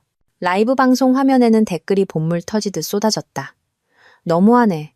그냥 조언 한마디 한 건데 사람을 죽음으로 몰고 가야 해? 부자면 누구든 맘대로 짓밟아도 되는 거야? 고운솔 진짜 악랄하다. 조만간 벌 받을 거야. 나는 화면의 글씨를 보고 목이 메었다. 그녀는 부끄러움이라는 걸 알기나 할까? 내가 막 김 비서에게 전화해서 긴급 처리를 부탁하려는데 옥상 반대편에서 다급한 목소리가 들려왔다. 회사 주가가 폭락하고 있어요. 설마 회사가 진짜 망하는 거 아니야? 내 심장이 쥐어짜는 듯했다. 이곳은 차도진이 젊음을 바쳐 세운 회사다. 그의 나랑 결혼하기 위해 그는 우리 부모님 앞에서 재무제표를 들어보이며 말했다. 이 회사로 제가 은솔이를 책임질 능력이 있다는 걸 증명하겠습니다. 이제 이 더러운 라이브 방송. 쇼 때문에 그의 미래 전체가 거의 박살 날 뻔했다. 내가 걱정하고 있는데 갑자기 하미라가 휙 돌아보더니 붉게 충혈된 눈으로 미친 듯이 울부짖으며 칼을 꽉 쥐고 나를 향해 달려들었다. 옥상 전체가 아수라장이 되었고 직원들은 비명을 질렀다. 몇몇이 막으려 달려들었지만 역부족이었다. 상황은 완전히 통제 불능 상태가 되었다. 멈춰! 움직이지 마! 갑자기 경찰 한 무리가 들이닥쳐 즉시 하미라를 포위했다. 그녀 손의 칼은 낚아채였고 자신은 바닥에 짓눌렸다. 입으로는 여전히 목이 쉴 때까지 내 이름을 울부짖었다. 미친 듯이 날뛰어서 검은 천으로 덮어야 겨우 연행할 수 있을 정도였다. 다행히 내가 미리 경찰에 신고해둬서 망정이지 아니었으면 오늘 내가 온전히 서 있을 수 있었을지 모른다. 한바탕 소동이 끝난 후 사건은 통제되었지만 나는 뼈저린 교훈을 얻었다. 다른 사람이 마음대로 모함하고 파괴하도록 가만히 앉아있을 수만은 없다는 것을.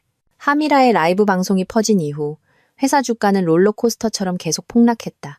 내 집 주소는 인터넷에 파헤쳐졌고 개인 계정은 끊임없이 스팸 공격을 받았다. 그녀의 몇 마디 연기 외에는 아무것도 모르는 사람들로부터 협박 편지가 담긴 소포와 쓰레기 같은 메시지가 쉴 새 없이 날아들었다. 증거? 나는 부족하지 않았다. 단지 아직 꺼내기 귀찮았을 뿐이다. 처음에는 하미라가 부끄러움을 알고 고개를 숙여 잘못을 인정하면 한 번은 용서해 줄 수 있다고 생각했다. 어차피 그녀 같은 인간은 내가 시간을 낭비할 가치도 없었다. 하지만 선량함은 비열한 자의 눈에는 다른 사람 머리 꼭대기에 올라설 기회일 뿐인 것 같았다. 그녀는 뉘우치기는커녕 스캔들을 이용해 다른 사람의 피와 살을 팔아 조회수를 올리려 했다. 좋아, 온도를 원한다고? 내가 널 불태워주지. 나는 즉시 소셜미디어에 첫 번째 영상을 올렸다. 회사 차고의 보안 카메라에는 내가 떠난 직후 하미라가 야구 방망이처럼 긴 쇠 파이프를 들고 나타나는 장면이 선명하게 찍혀 있었다. 그녀는 주저없이 내 차 유리를 그대로 내리쳤다. 쨍그랑 소리와 함께 유리가 수백 조각으로 박살나 주차장에 흩어졌다. 그것으로도 모자라. 그녀는 날카로운 칼을 꺼내 마치 하늘 풀듯 차체를 계속해서 그었다. 반짝이던 페인트는 긁히고 찌그러져 원래 형태를 알아볼 수 없게 되었다. 그리고 작품을 완성하기 위해 그녀는 흰색 페인트로 보닛 위에 개년, 쓰레기, 상간녀 같은 글자를 휘갈겼었다. 나는 영상에 짧은 캡션을 덧붙였다. 이것이 바로 하미라가 말하는 좋은 뜻의 조언입니다. 영상이 올라온 지 1시간도 안 되어 폭발적인 반응을 얻었다. 그 파급력은 소셜미디어 전체를 순식간에 뒤집어 놓았다. 이게 뭐야? 믿을 수 없어. 그 라이브 방송이랑 같은 사람이라고? 악한 짓은 결국 벌 받는다더니 남의 차 부숴놓고 울면서 피해자인 척하다니. 연기 진짜 잘하네. 남을 상간녀라고 모함하더니 알고 보니 자기가 파괴범이었네. 진짜 역겹다. 그 후 나는 두 번째 영상을 올렸다. 이번에는 하미라가 내 책상 위에 모든 물건을 몰래 지하 차고로 가져가 중고품처럼 파는 명백한 증거였다. 그녀는 내가 처음부터 끝까지 모든 감시 영상을 보관하고 있을 줄은 꿈에도 몰랐을 것이다. 나를 상처 입힌 사람은 절대 가만두지 않을 것이다. 나는 그녀가 나를 500명짜리 결혼정보회사 단톡방에 몰래 추가한 것부터 내 개인 사진을 마치 재고 정리하듯 가격표까지 붙여서 뻔뻔하게 판 행위까지 모든 증거를 계속해서 올렸다. 단톡방 남자들에게서 온 모든 괴롭힘 메시지도 다 올렸다. 너무 더럽고 저속해서 자세히 보기조차 힘든 말들이었다. 소셜미디어는 들끓었다. 하지만 네티즌들이 완전히 등을 돌리게 한 것은 하미라와 전삼식 부부가 출장비를 횡령한 증거였다. 1박에 10만 원 기준에서 그들은 멋대로 5만 원으로 삭감했다. 직원들을 싸구려 습하고 깨끗한 이불, 하나 없는 더러운 모텔에 억지로 묻게 했다. 직장인이라면 누구나 분노할 일이다. 1박에 5만 원이면 차라리 버스터미널에서 자라고 하지. 왜 돈 낭비야? 너희들 양심은 어디다 팔아먹었냐? 네티즌들의 분노가 폭발했다. 함이라, 전삼식 부부는 관리자들의 수치다. 남의 차 부수고 남의 가방 팔고 이제 와서 울면 끝이야? 돈이나 갚고 울어? 불쌍한 척해서 세상 사람들 눈 가릴 수 있을 줄 알았나. 단 하룻밤 만에 여론은 180도 뒤집혔다. 나는 함이라를 욕하는 수많은 계정들을 보았다. 댓글은 점점 더 거세졌다. 어떤 이는 그녀의 과거까지 파헤쳤다. 한 네티즌은 옛 이웃이라며 폭로에 나섰다. 옛날에 함이라 아버지가 서너 명의 애인을 뒀어요. 그녀는 의심과 고통 속에서 자랐고 어릴 때부터 심리적 트라우마가 있었죠. 그래서 커서는 질투심 많고 특히 예쁘고 능력 있고 자유롭게 사는 여자들을 싫어했어요. 하지만 내부 조사 후 진실은 사람들을 더 소름 끼치게 했다. 내가 첫 번째 희생자가 아니었다. 나 이전에도 함이라의 계략에 빠져 억울하게 중도 퇴사한 여학생 인턴들이 적지 않았다. 하지만 그녀가 저지른 짓들은 그녀를 불쌍하게 만들지 않았다. 오히려 더 큰 처벌을 받아야 마땅하게 만들었다. 모든 것이 잠잠해졌을 때 나는 모든 소송 절차를 차도진에게 맡겼다. 그리고 나 자신은 개인 사업 발전에 집중했다. 나는 단지 대표이사 부인으로만 남고 싶지 않았다. 나는 내 두 발로 서고 싶었다. 그리고 얼마 지나지 않아 소식을 들었다. 전삼식의 부모는 함이라를 빈손으로 집에서 쫓아냈고 양육권마저 지키지 못했다. 재판이 열리던 날 함이라와 전삼식의 두 손은 모두 차가운 은색 수갑에 채워져 있었다. 한 명은 타인의 재물을 팔고 개인정보를 유포한 혐의로 징역 7년을 선고받았다. 다른 한 명은 직위를 이용해 사익을 취한 혐의로 징역 6년을 선고받았다. 경찰이 연행하려 할 때 함이라의 얼굴은 종이처럼 하얘졌고 눈빛은 마치 영혼이 무너진 듯 텅 비어 있었다. 그녀는 나를 보며 머리를 감싸고 흐느끼며 법정에서 울부짖었다. 이제야 내가 얼마나 틀렸는지 알겠어. 난 모든 걸 잃었어. 내 아들도 날 외면해. 은솔아, 미안해. 내가 잘못했어. 제발 날 용서해줘. 전삼식은 달랐다. 그는 고개를 숙인 채 아무 말도 하지 않았고 경찰이 수갑을 채워 끌고 가도 저항하지 않고 아무도 쳐다보지 않고 울지도 웃지도 않았다. 영혼 없는 시체 같았다. 그의 전생에도 한 번의 어리석음으로 모든 것을 대가로 치렀다. 나는 멀리서 조용히 지켜보았다. 기쁘지도 화나지도 통쾌하지도 않았다. 단지 모든 것이 그래야만 했다고 느꼈다. 차도진은 내 옆에 서서 한 발짝도 떨어지지 않았다. 우리가 법원을 떠날 때 그는 나를 돌아보며 부드럽게 웃었다. 저녁 햇살이 쏟아져 그의 한쪽 얼굴을 덮었고 이상할 정도로 따뜻하고 평온한 빛을 띠었다. 나는 아무 말도 하지 않았고 그도 아무것도 묻지 않았다. 우리는 어깨를 나란히 하고 걸었다. 더 이상 아무 말도 필요 없었다. 결국 마지막까지 내 곁에 있는 사람은 그였으니까.